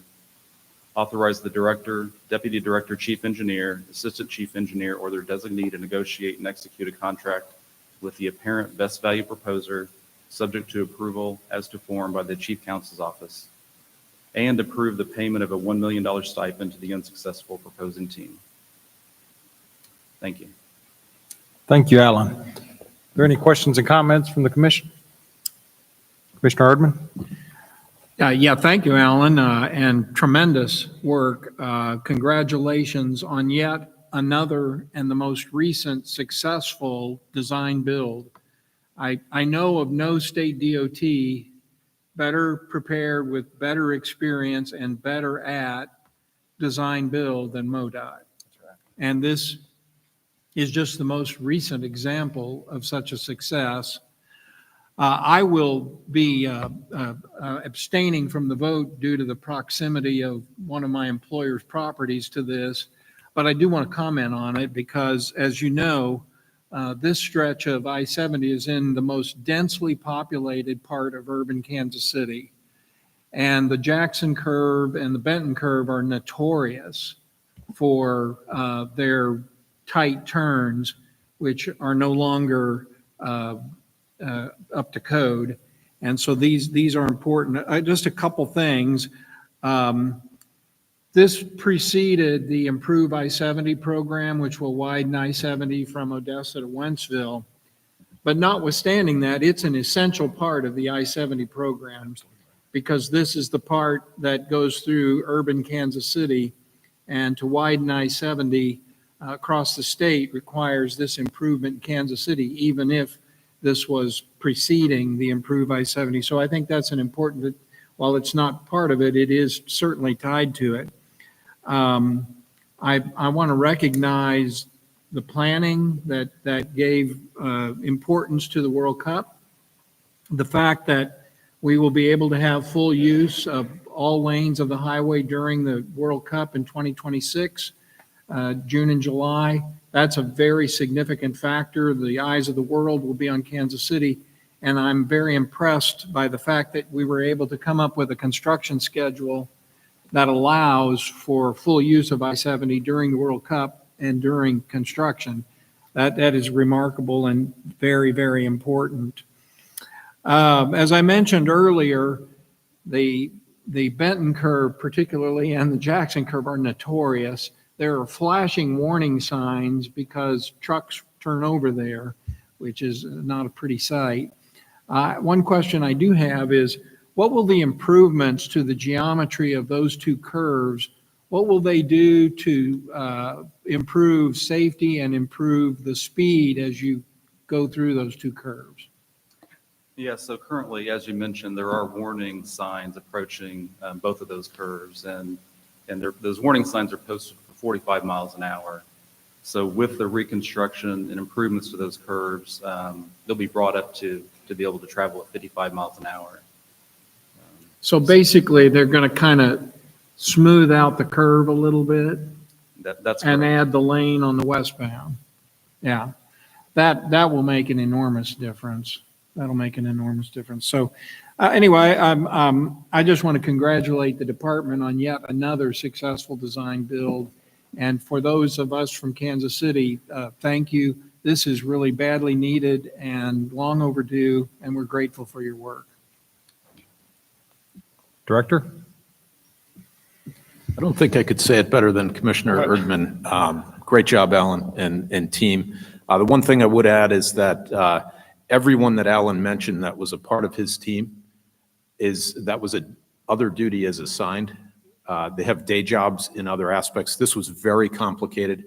Alan did an extraordinary job, but we had a lot of volunteer work or maybe a few voluntold works, but that's the MoDOT team pulling together, and some extraordinary work done by the private sector in both cases. We're very fortunate to have these talented teams doing joint ventures to come together to do this work. Complicated work, very difficult set of constraints that we gave them, and they came up with a great plan. Thank you, Director.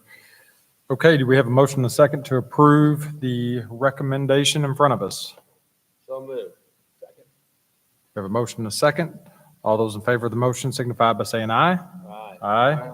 All opposed, same sign. Motion carries. Madam Secretary, please show me as abstaining. Thank you, Alan.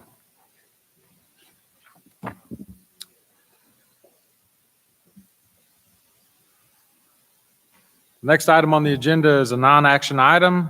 Eric Schroeder, Assistant Chief Engineer, will present the condition of the system. Eric? Thank you, Mr. Chairman, Commissioners. Last month, we brought before you a little update on bridges. So today, let's talk about the rest of the system. So what you see on the screen there is actually Missouri's highway system. I need to put this in some context. So as we talked about bridges, there's 10,392 bridges on this system. And what you see on the screen there is 33,811 miles of roadway. Now, to give you some context, that's the 7th largest state system in the nation. You can take all the state highways in Kansas and Illinois, add them together, and you're still 8,000 miles short of Missouri. Give you some more context to that. We're about 18th in population as a state, and we're also about 18th in land mass, but we have a highway system that's 7th. So it's true when we tell people if you grow it here, mine it here, manufacture it here, we have a system that can ship it anywhere in the United States and anywhere in the world. It is a great asset. And as you've heard earlier this morning about improvements to it, the other thing we know is when we meet with the public and ask them, the first priority they give us is safety. The second priority is take care of the system you already have. So let's talk about that, how we're doing it, taking care of the system. So as I told you, 33,000 miles. Now, if I got to make a little technical distinction here, that's center line miles. If you really wanted to drive across all the miles that MoDOT maintains for the state, it's 78,000 lane miles. To give you some context to that, you can drive from New York to Los Angeles 28 times, or you can just drive around in Missouri and drive on all of Missouri's roads to accomplish the same lane miles. So it's important that you understand the scale of what we do and how we attach that. Now, I'll also tell you that the condition is a moment in time, right? Just as we talked about bridges. So this doesn't take into account all the projects that are underway right now. It's a busy time of the season out there. As Mark told you, his crews are doing work. Our contractors are doing work. So this is just a moment of time at the end of 2023. So let's break it down into parts that we can talk about. So this first group here is what we call our major roads. This is 5,550 miles, 16% of the system, but 76% of the travel happens on this part of the system. I like to say these are the roads that link our centers of population, of education, of production, and agriculture. This is what links us to the world, and also where that 76% of all the travel occurs.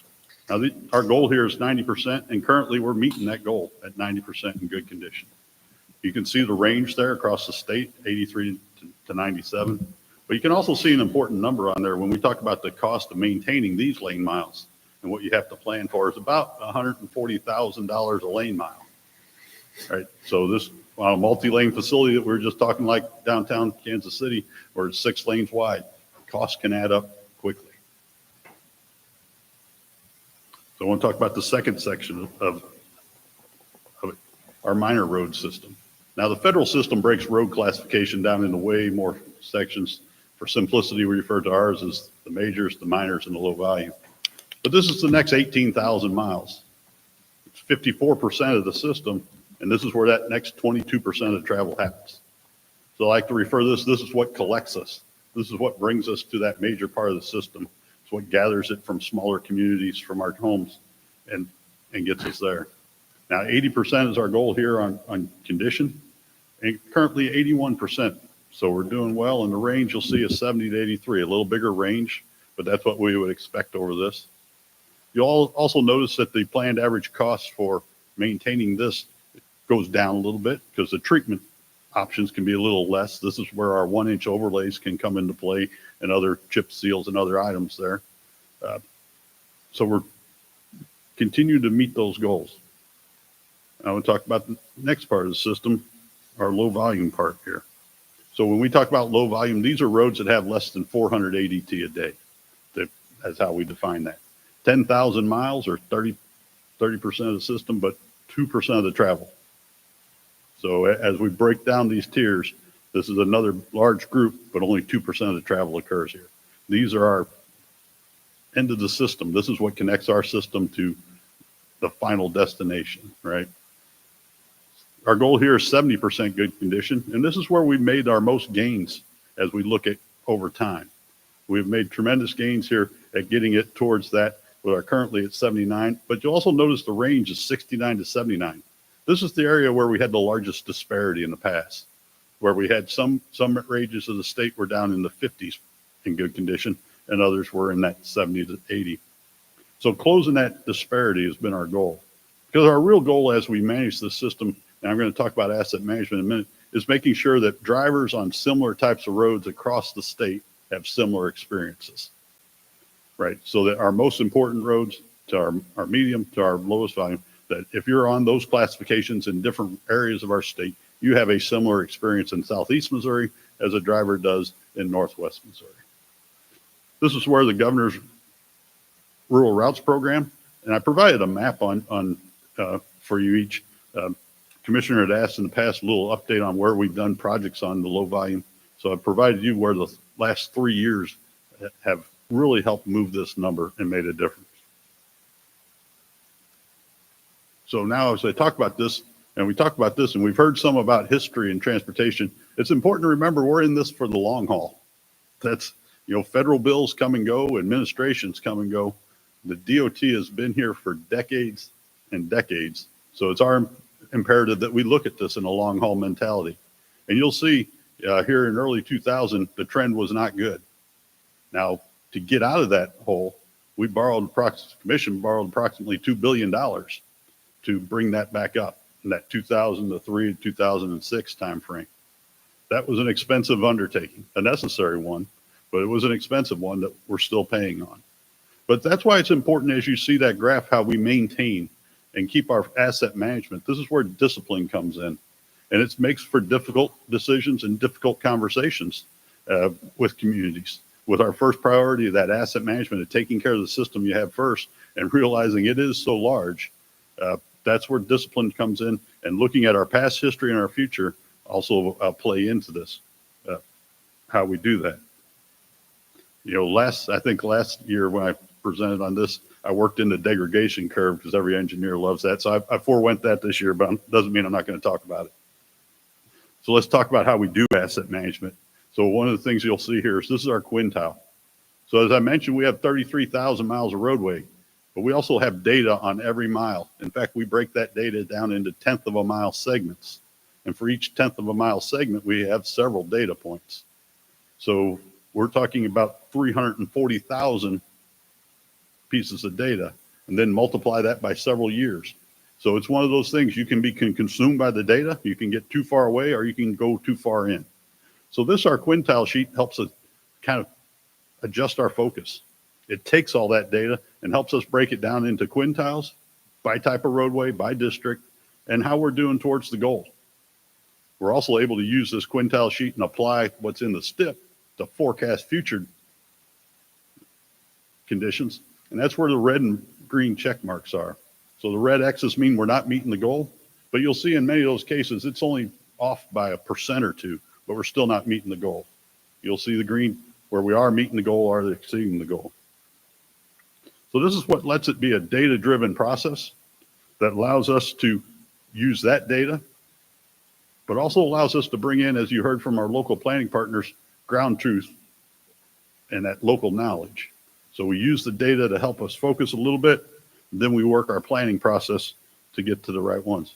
So as I mentioned, this not only breaks down the quintile by districts, but it also gives you a statewide look at how we're doing in those classifications as a state and where we need to focus our attention. So as I talked about asset management, I think one of the things to note here is also important, plays into this, is you'll see one of our crews there working on what we call long patches. About 50% of the low volume system is not eligible for federal funds. That's how federal law works, how the federal program works. So there's literally 5,040 miles that our crews take care of with state funds because they're not eligible for that multiplying effect of getting federal dollars to help out.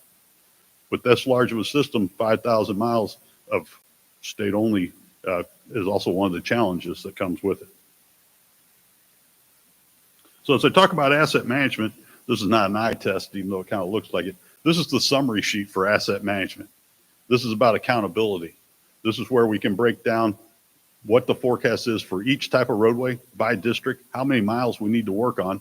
Now, it doesn't tell you exactly which ones. We can use the data to help pick that out, but it tells you on average how many you need to be focusing on.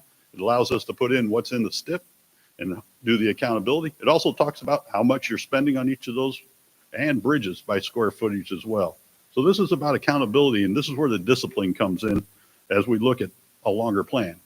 Asset management looks at about a 10-year window, whereas our STIP's about a 5-year window, and our work plans are typically 2 to 3.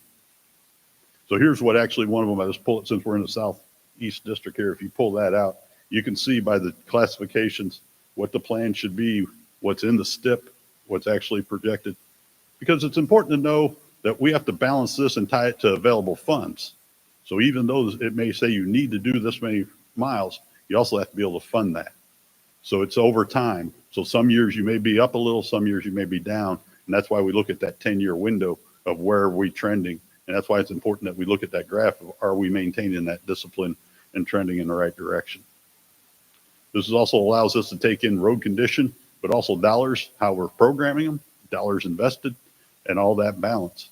Because the STIP has to balance by fiscal year. So some districts may be up, some may be down, but as a state, we balance by year. And then over time, we make these adjustments. This is one of the key things that we use with our team internally to keep ourselves on task. And it's about accountability, so we all see how we're doing. So I want to talk about STIP programming and that accountability, because that also plays into this asset management and to our condition for our roadways. So as I mentioned, we are fiscally constrained by year. We match up with the federal funds that are available and state funds that are available in that year. But we also have to true up the books. As you award projects, some may come in a little bit up, some may be a little down, but also as project closes out, a project may experience change orders or underruns or overruns. How do we account for all that? So I'm just going to real quickly touch on that. So some of the things that we adjust for, so as in major bridges, as they come in and are finished over and under, you'll see that 2 years later, we make the adjustment in the STIP. Sometimes projects are delayed. That delay often is not, can sometimes be because we need right of way or need more work, but also it could be delayed because it has to match up when funds are available. So sometimes you just simply don't have the money in that year to do that project. And then we account for awards, overruns, and underruns as projects come in from contractors. And then the final closeout, after everything's done on the project and all counting is done, what's the final cost of that? Because each month as we present bids to you, one of the things we give you is a budget update, but also in your backup information is a status of where each district stands on their distribution and their portion of the funds, and how we hold each other accountable for that. And then what, if you're over, how does that affect your STIP 2 years, 3 years out? If you're under, how does that make sure that that stays in that region? This is how we make sure that each region continues to receive their funds. It's not a matter of who gets to spend it first or fastest, but also it's also in savings, innovation, stay in that region as well. So this is how we do some of that accountability. And my financial services director down here is going to cringe, but I call it truing up the books. But she says that's not what they really do. But that's my simple-minded method. We make sure it's all accounted for in the end. So as I've run through some of that quickly with you this morning, this wasn't an action item. This is more of an information of where we're at. There's a little bit of holding us accountable publicly for how we're doing on the condition of our roadways and how we do asset management, and a little bit about the discipline it takes to make that happen. And over time, how we try to make sure we hold ourselves accountable, that we're doing that second thing that people tell us of taking care of the system you have first. So with that, I'd be glad to have any questions. Mr. Chairman, not a question, just a comment, Eric. Thank you for sharing all the details on how you manage asset management. And you know, it's an incredible task to do this and to know where you do the right amount of work at the right amount of time, especially with the 7th largest highway system in the nation. So hats off to you guys. You do an incredible job. I know that you engineers like to look at all this stuff. He was really in it over there, but right. But anyway, it is very interesting. So we have a tremendous team around the state, yeah, and even our planning partners. You know, as we use that large data to help drive decisions and do that makes this giant system a great asset for it. It is, and you guys do a tremendous job, and we appreciate you and your team, Eric. Thank you. Yeah, you know, I am a little disappointed the degradation curve wasn't on there, but I can get past that. You know, Eric, it's getting more fun to get the yearly updates on the state of the system because we're making progress. Right. And, you know, that's a much different scenario than 4 years ago when I came onto the commission. So appreciate the work that you're doing, the team throughout MoDOT, the work that's being done every day, and we're making progress, and it's exciting. It's I can't think of a better time to be in the transportation business. So thanks a bunch. Commissioner Erdman? Yeah, I don't have a question either, but I do want to share a perspective for the public who might be listening in. What Eric described today is the enormous responsibility that it is to maintain this enormous 7th largest system with very limited resources. And until recently, that was nearly impossible to do. More recently, we need to thank and commend the Missouri General Assembly for providing funds to do badly needed new projects. And the I-70, I-44 focus on bridges. The governor and the Missouri General Assembly has stepped up to recognize the fact that it takes general revenue to do new projects that we want to do because we're maintaining such an enormous 7th largest system with the non-general revenue resources we have. That's really an important concept for Missourians to understand because as we move forward, the cost of maintaining this system is not going to get less. It's going to get more. And we're going to need every penny of that state road fund to maintain and keep safe what we have and look to the General Assembly for help when we have important, big new projects as we've seen in the last 2 sessions. It's very, very true. Thank you for those comments. Yeah, that inflation just silently creeps along, and that's one of the challenges that our plan has to take in. Yeah, spot on, Commissioner Erdman. Director? You know, I just note that quintile sheet that seems very simple because it is. Yeah, sure. It's a great example of the common sense approach to systems management. If we were to go out and buy a system to do that, cost millions of dollars. That was developed in-house. We looked at other systems. And we could not find anything that would serve us better than adding all these data points in. And there was really good work done in the planning division and with the thought and the stewardship with Eric leading that. This organization has become one of the top asset management DOTs in the nation. And it's all basic common sense and good stewardship and sticking to the data, but not letting that be the only driver of decisions. It's just a way to inform the decisions in a way that is shared with planning partners, and the planning partners have done a terrific job of understanding this and working with us to update it. So really great team effort, but also another cost savings because we couldn't find a better system than what was developed in-house. Thank you, Eric. Thank you, Appreciate Mr. Chairman. Next item on the agenda is an action item. Brandon Dinkler, Assistant Chief Administrative Officer, is going to present the medical plan funding recommendation today. Brandon, welcome. All right. Good morning, Mr. Chairman, Commissioners, Director McKenna. It's a pleasure to be with you here this morning, give you an annual update from the medical and life insurance plan. I'll conclude my presentation today asking for your recommendations on both funding and plan design for the 2025 calendar year. All right, we're going to start with just a little bit of background on this medical plan. So the Commission, 2024 is the 46th year that the Commission has taken part in sharing the cost of medical insurance for our employees and our retirees. This plan is governed by a board of trustees. It's an 8-member board that I serve as the chairman of the board, and it represents all affected groups. So there's 4 active MoDOT employees that are on the board. There are 2 active highway patrol employees that are on the board, and there is a retired member from each organization that also serves on that board. One task that the board has is to review our third-party administrators that we use to administer this plan for our employees and retirees.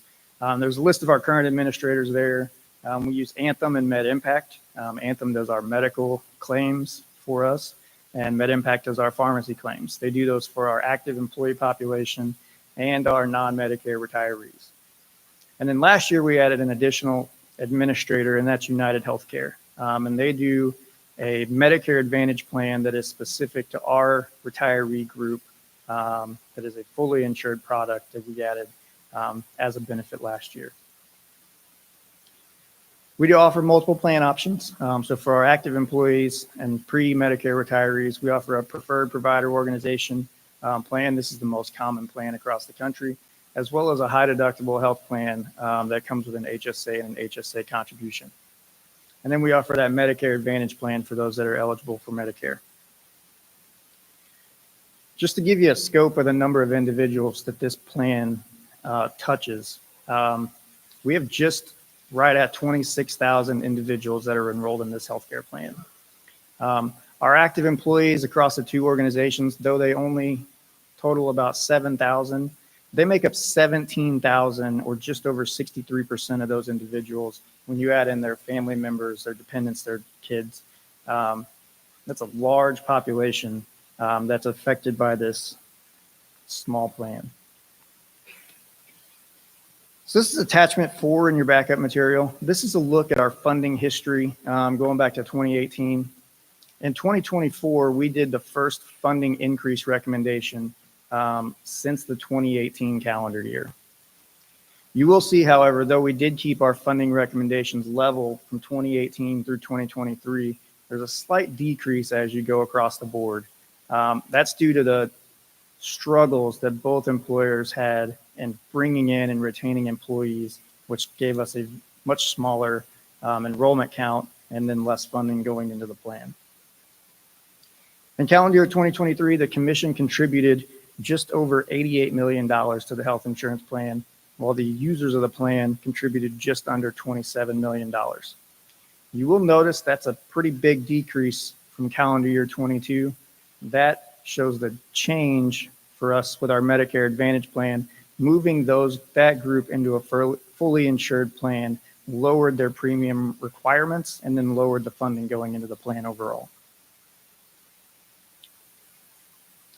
Talk about money coming in. We'll talk a little bit about money going out. As you can expect, over the last couple of years, we've seen strong increases in our expenses. This chart just gives you a little bit of a view of how those increases kind of ebb and flow. So the top bar on that chart is our 12-month rolling increase for pharmacy expenses. You'll notice that in December of 23, we hit a 30.9% year-over-year increase in pharmacy expenses, which is unheard of. The bottom bar on that chart is the medical expenses. It kind of goes up and down throughout this time period, even decreases at one point. But at the end of this reporting period, it was at an 8% increase.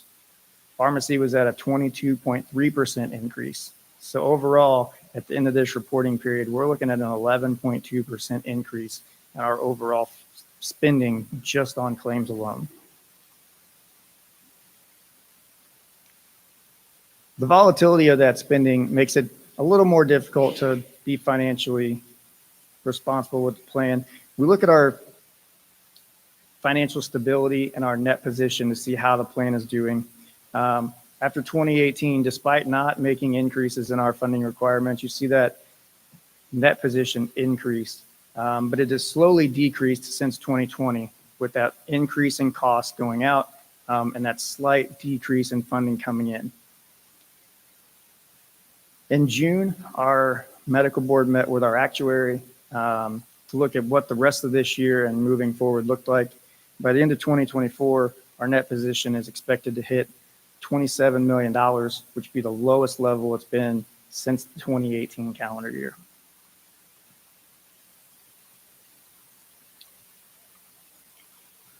With all those factors in mind, we do have some recommendations for the 2025 calendar year that we're looking for your approval. One is to keep our plan design the same as it is now, with our active population continuing the PPO and high deductible plan with no plan changes to either one.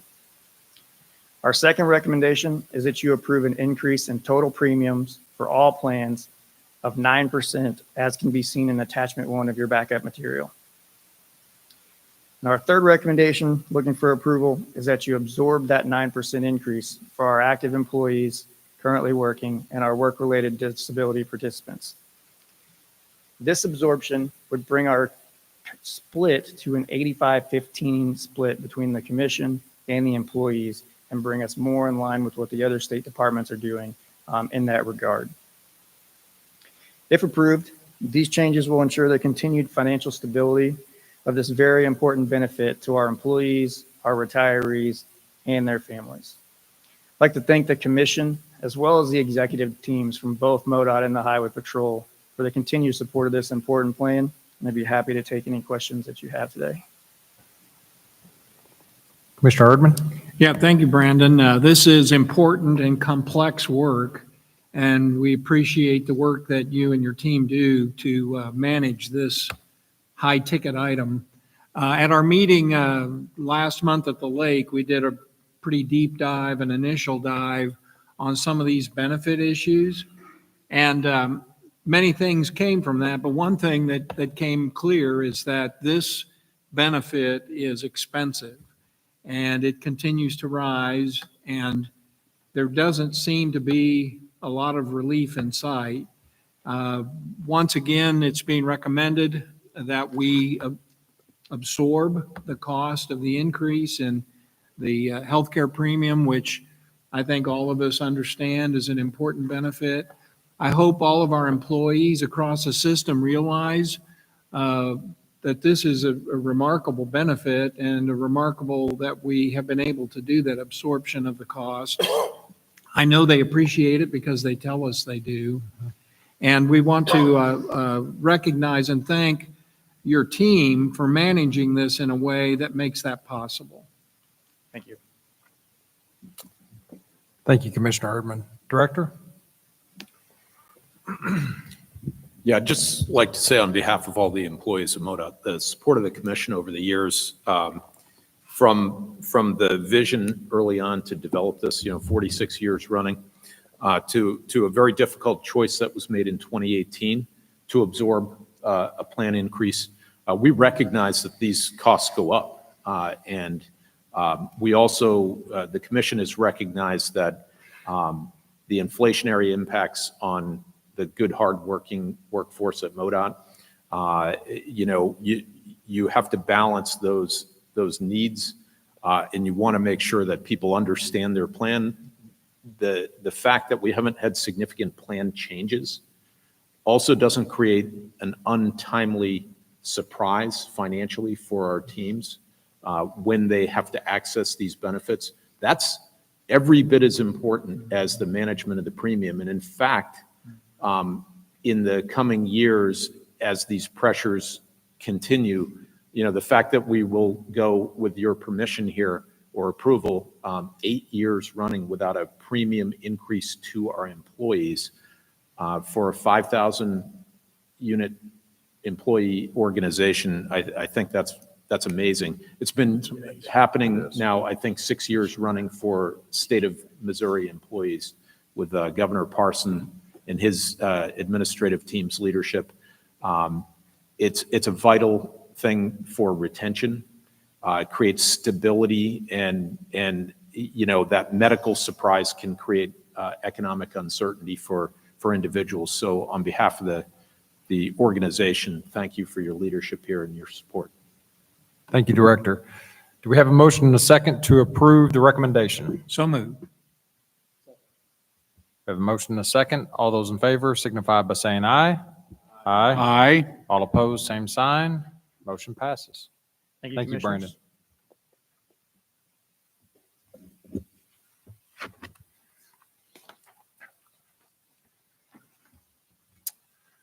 Next item on the agenda is an action item. Todd Grosvenor, Financial Services Director, is going to present the appropriation submittal today. Welcome, Todd. Floor is yours. Thank you, sir. Good morning, Chairman Boatwright, Commissioners, Director McKenna. I'm here today to seek your approval of our appropriation submittal for the next legislative session for multiple House bills for fiscal year 2026. Our appropriation submittal for House Bill 4 totals $9.5 billion. It's about $120 million or 1.2% more than the FY 2025 budget.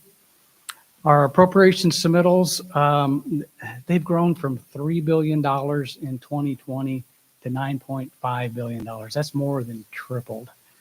That's an incredible amount of funding, and that equates to an expenditure rate of $26 million a day. That probably explains why my accounts payable team is so tired all the time, but we're glad to get that money. Today's presentation will focus on items that we are requesting significant increases. This budget timeline provides you an overview of where we are in the process. This current step is highlighted in red. The process of compiling the appropriations started way back in March on the left-hand side of that timeline. It's a team effort between the districts and the divisions working closely with financial services. We are required by law to submit our appropriations submittal to the state budget director by October 1, and these are the appropriations that we will follow through the legislative process.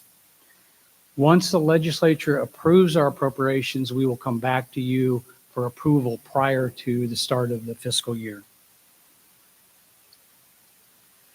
This pie chart shows you a breakdown of our appropriations submittal by categories. The majority is program delivery and safety and operations, which has grown to about 78%. That's shown in the blue and the orange pie pieces there. Refunds and transfers, they make up 12% of the total, and these are needed for accounting purposes to move funds between monies between funds, and that's shown in the purple color there. The smallest category is administration, 0.3%, less than 0.5%. Our submittal includes additional funds to fully implement the market plan, which advances our employees toward market competitive midpoints based on tenure and performance.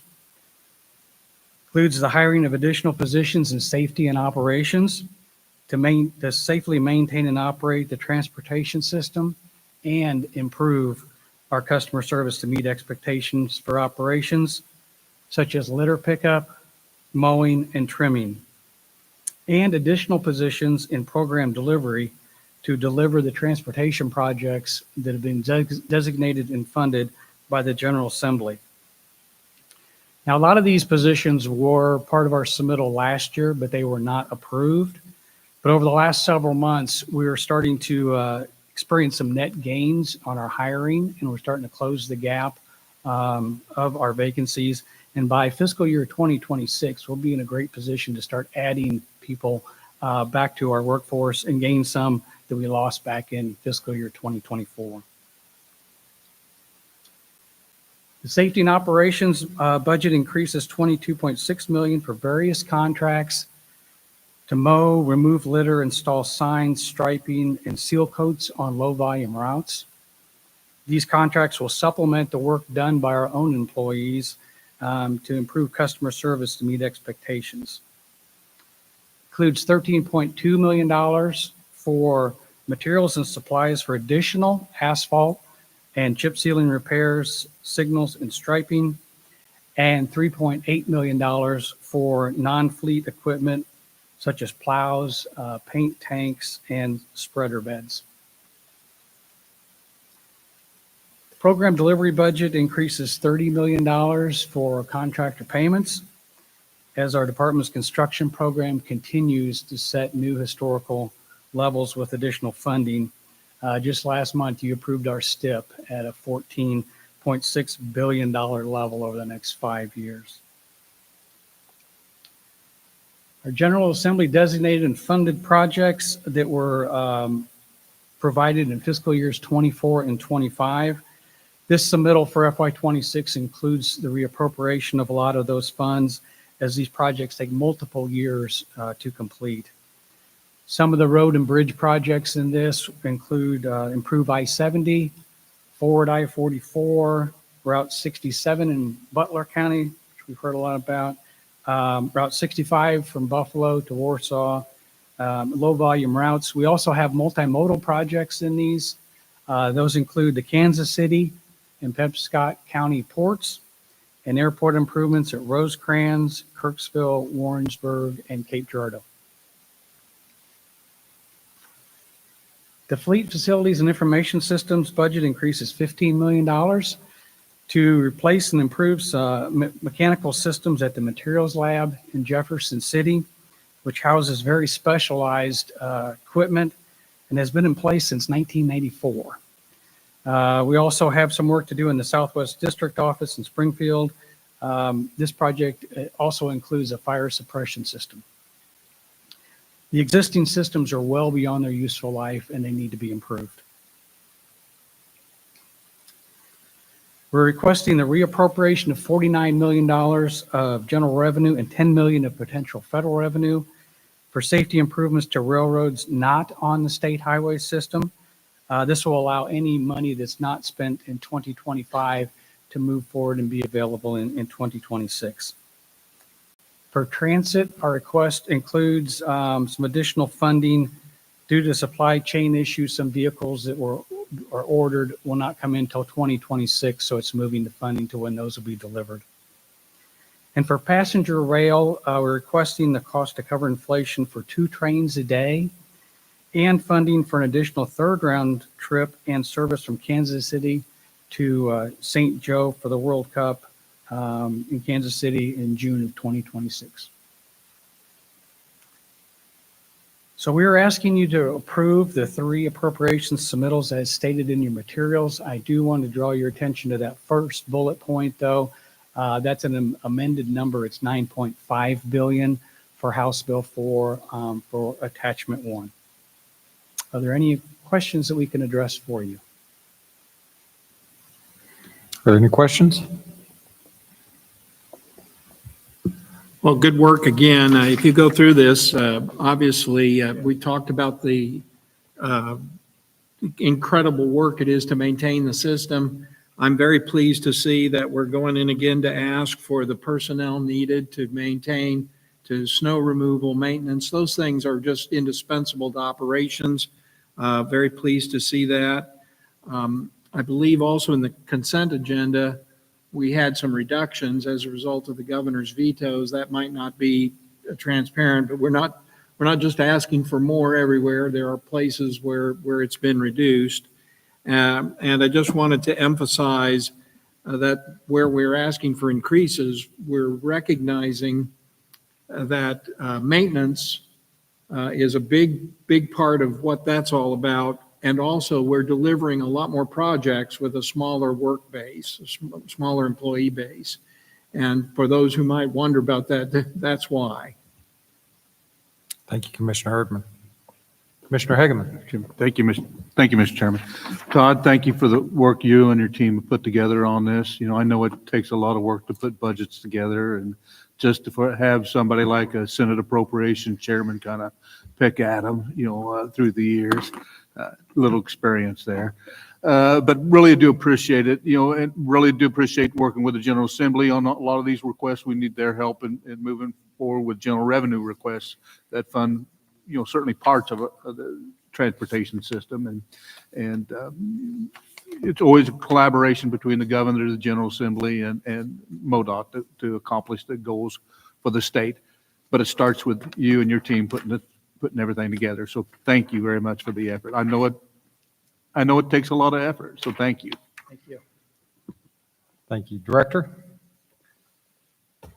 One thing we haven't talked a lot about, but in the budget process that we ran through this year, I want to compliment Brenda and Todd and the whole team and the entire department. We ran through a zero-based budgeting process for the entire expense and equipment budget. That was a rigorous exercise, one that a lot of people wonder why on earth would you go through that?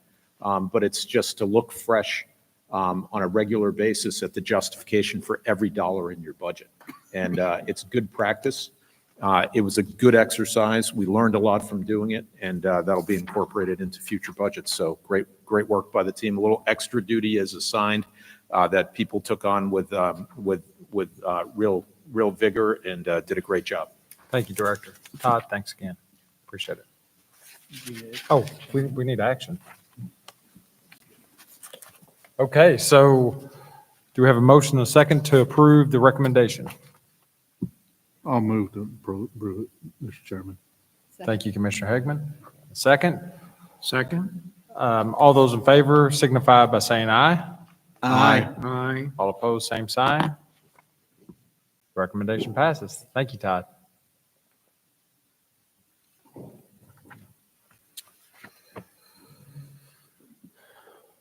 Okay, moving into our public comment period. Members of the public who did not schedule a presentation before the commission may speak to the commission on transportation-related issues by having signed in at the registration desk by 9:30 a.m. Comments will be limited to 5 minutes per person, 10 minutes per subject. And I just got past a comment sheet. It looks like Perryville Mayor Larry Riney. The floor is yours, sir. Please come up. He's going to provide a comment today.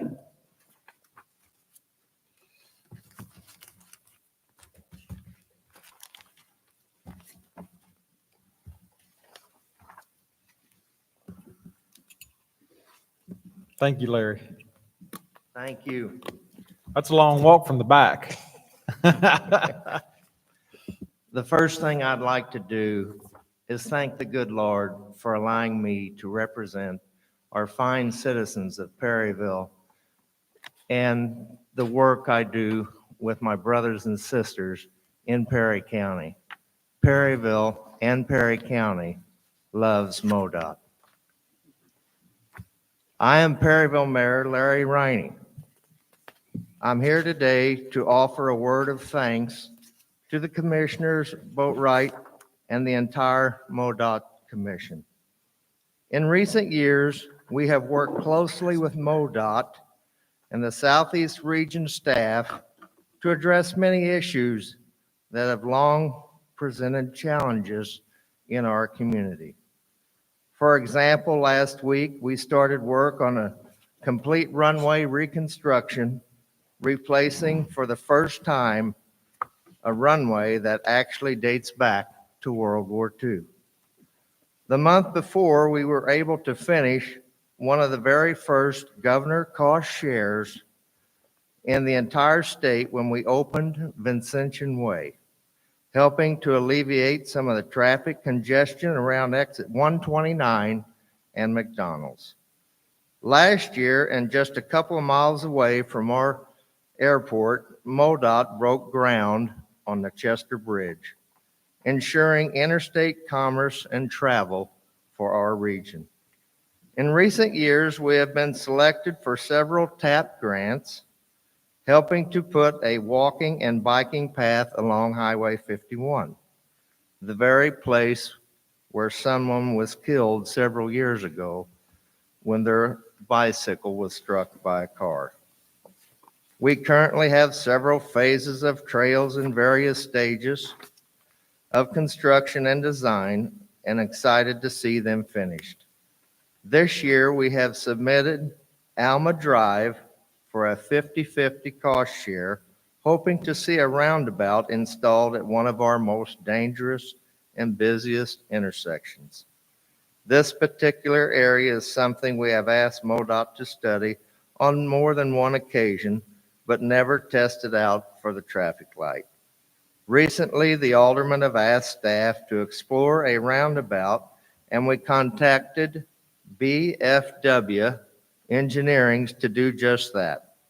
It now looks like together we have a solution which will improve both traffic flow and safety. None of these things would be possible without the investments that MoDOT is willing to make in our communities. Each of these projects would be too big for a city to accomplish alone, but together with our partners at MoDOT, we are able to do all of this and so much more. On behalf of our entire community, thank you. Thank you for your support and the efforts of Mark and his staff here in the Southeast Missouri. One final thing. Several years back, we hosted a commission meeting in Perryville at the American Tractor Museum. I wanted to let you know that the Buckeye family has just constructed an addition to the museum, which has essentially doubled the square foot and, more importantly, the number of tractors you can look at. We would love to see the commission return to Perryville for another meeting in the future, perhaps as soon as the Don Welge Memorial Bridge is complete and ready for dedication. Thank you so much for your time and all you do for the great citizens of Missouri. Larry, thank you so much. Yeah, Go ahead, I'd like Mr. to Slade. just make a comment, Mayor. First of all, thank you so much for joining us here today, and thank you for your leadership in Perryville. I visited Perryville a few times myself when I was mayor of St. Louis, running around the state, visiting various representatives that have an impact on the whole state, including the city of St. Louis. And I found your city to be a beautiful city, and visited it many times, and just wanted you to know that we appreciate your leadership, and thank you for coming here and joining us. I would like to take all advantage of everything that Perryville has done, but without our wonderful staff at City Hall, Crystal Jones, our EDA director, has joined me today to give me a little support. But thank you, Mr. Slay. I do have a sister who lives in St. Louis, and St. Louis is an outstanding community as well. Thank you. Thanks again, Larry. Thank you.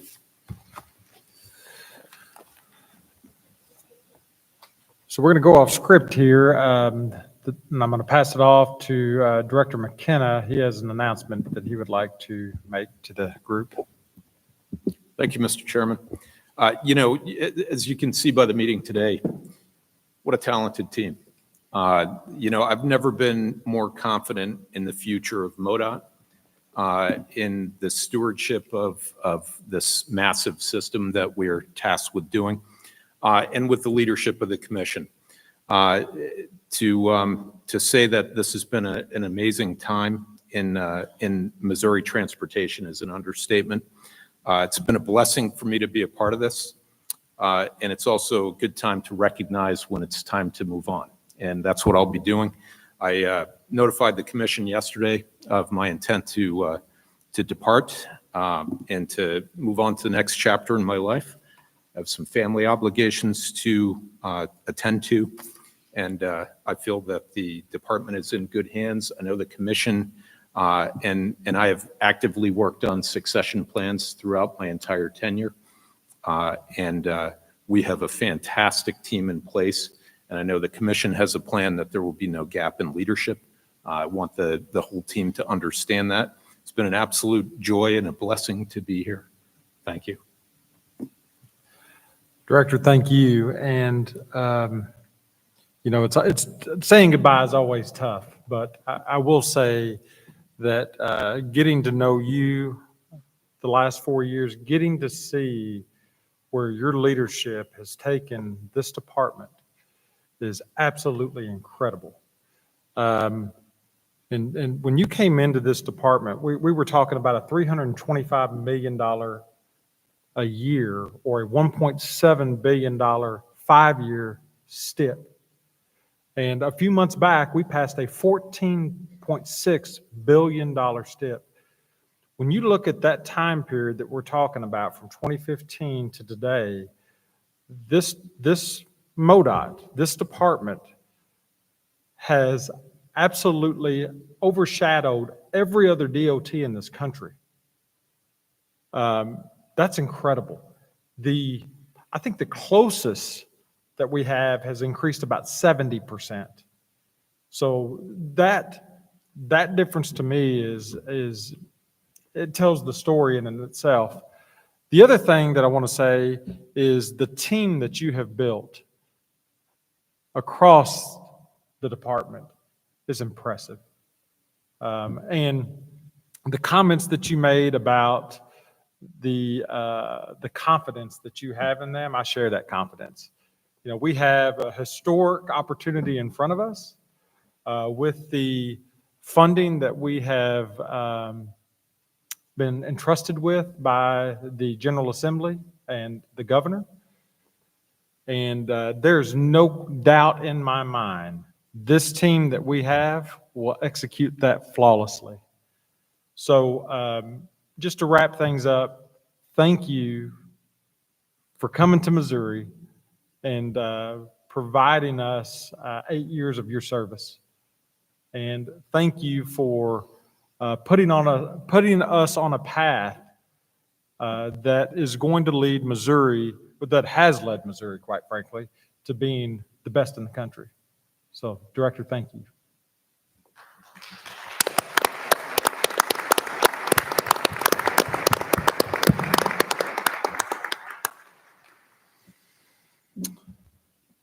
So at the end of the commission meeting, we typically go around the table to give each commissioner an opportunity to comment on the meeting. And today, we're going to start with Commissioner Baker.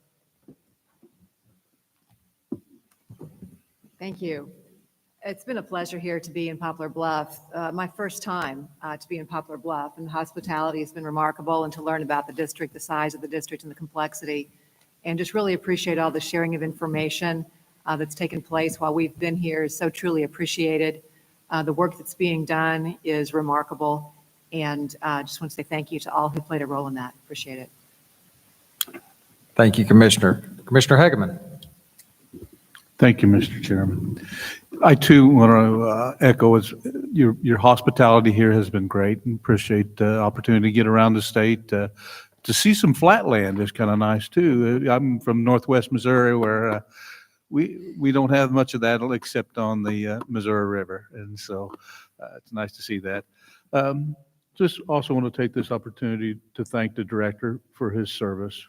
He and I have had some disagreements in the past, but he's always been very professional and since I've been on the commission at the beginning of this year, have gained a tremendous amount of respect for his dedication, his service, his giving of himself to this organization to make it better and what it is today. He's got a lot to be proud of as he takes on a new challenge. That's going to be great for him and his family. So thank you, Director. I appreciate the opportunity to get the chance to know you a little better than what we had before, but and good luck to you in the future. Thank you. Thank you, Commissioner Hageman. Commissioner Slay.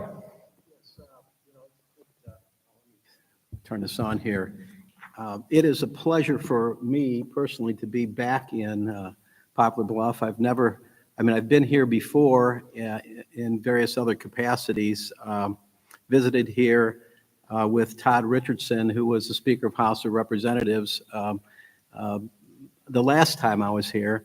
And I also had, when I was practicing law, I had a client who was, his name was Jim Belknap, who I think Mr. Robeson mentioned, a civic leader here in Poplar Bluff. And he had apparently had some peach orchards that they were either his or somebody he knew, and he used to send me a couple of boxes of peaches every single year, and he was a wonderful guy. He introduced to me when I was mayor of St. Louis, the youngest mayor at the time in the history of the United States of America, or certainly at the time, he was the youngest mayor in the United States of America, and that was Scott Fawn. And some of you, if you have any people here from Poplar Bluff, you would know who Scott Fawn is. He's a publisher of the Missouri Times and some other publications as well, and a political operative in Jefferson City, well known. I also had an uncle who was a Catholic priest in this area, including Poplar Bluff, Dexter, Scott City, and he was Father Slay back in the 50s and 60s, and he coincidentally married Jim Belknap and his wife. So it was just good. There's a connection here. There's always been a kind of a, not that I spent a lot of time in Poplar Bluff, but a familial and a political connection I had, and a friendship connection with Poplar Bluff and some of the people here. It's great to be back. Thank you, Commissioner Slade. Commissioner Smith. Yeah, it is always good to be back in Poplar Bluff. I think this is about my third trip down here in the last few years. And just to echo what you said about the director, I was fortunate enough to be on the commission when we hired him. Him and I had a truce that he would stay and we'd go out together. But I'm sorry. In the fine print, it was just for your term, and you've continued on quite a lot beyond that. But you always say that. No, but I wish Patrick all the luck in the world, and I know that when he come here, we challenged him with some huge things, and then you guys were there. But you know what we challenged him with, and he has fulfilled all those. And I'm really going to miss him, and I really, really value his friendship. I better shut up, or I'm going to be like Bob Brinkman. Thank you, Commissioner Smith. Commissioner Erdman. Well, like everyone else, thanks to Poplar Bluff, Butler County for hosting us here. Remarkable community. I hadn't been here in a while and drove around, and just want to congratulate you on the investment you're making in your community. Today, I think any of us can't reach any conclusion other than to want to express our deep, heartfelt gratitude to Patrick McKenna. Patrick McKenna will be seen by history as a transformational figure in Missouri. A transformational figure in Missouri. Not all Missourians may have the up-close witness of that we do, but it's true. What he has done for transportation in Missouri is epic and transformational. And on behalf of all Missourians, I want to express our gratitude. It's not easy to pick up your family from New England, New Hampshire, and move to Jefferson City, Missouri, and put your kids in school and keep the family happy. And he did all of it, and he transformed MoDOT along the way. And we're all very grateful for that. For our MoDOT colleagues and the public at large, I want to assure you that the commission is not going to allow any gap in the leadership of the department. We learned yesterday of the director's decision to move on to new opportunity, and we're sorry to see him go, but I do want to assure everyone in the state of Missouri, our elected and political leadership, as well as all of the employees, that this commission will make sure that there is no gap in leadership, because this is an epic time for the department. We have more projects underway with more expectation, more demand than in the history of the department, and there will be no gap, and we will continue to execute as Chairman Boatwright has indicated is our top priority. So with that, again, I express heartfelt gratitude to the director for all that he's done. I'm confident we'll have an opportunity to flesh this out with some more detail in the weeks ahead. In the meantime, we wish you well and thanks. Thank you, Commissioner. Thank you, Commissioner Erdman. Director, I think I've said all that I'd like to say on the topic. The only thing that I will add is the leadership that you've provided here. You also have that leadership role in your family, and for you to prioritize them, it says a lot about your character. So while we will miss you in Missouri, we can certainly all appreciate that you're putting your family first. So I thank you for that. Before we adjourn, I want to note that our next meeting is scheduled for September 5th, 2024 in Springfield, Missouri. With that, do we have a motion and a second to adjourn? So moved. Second. All those in favor of the motion signify by saying aye. Aye. Aye. All opposed, same sign. Motion carries. The meeting is adjourned.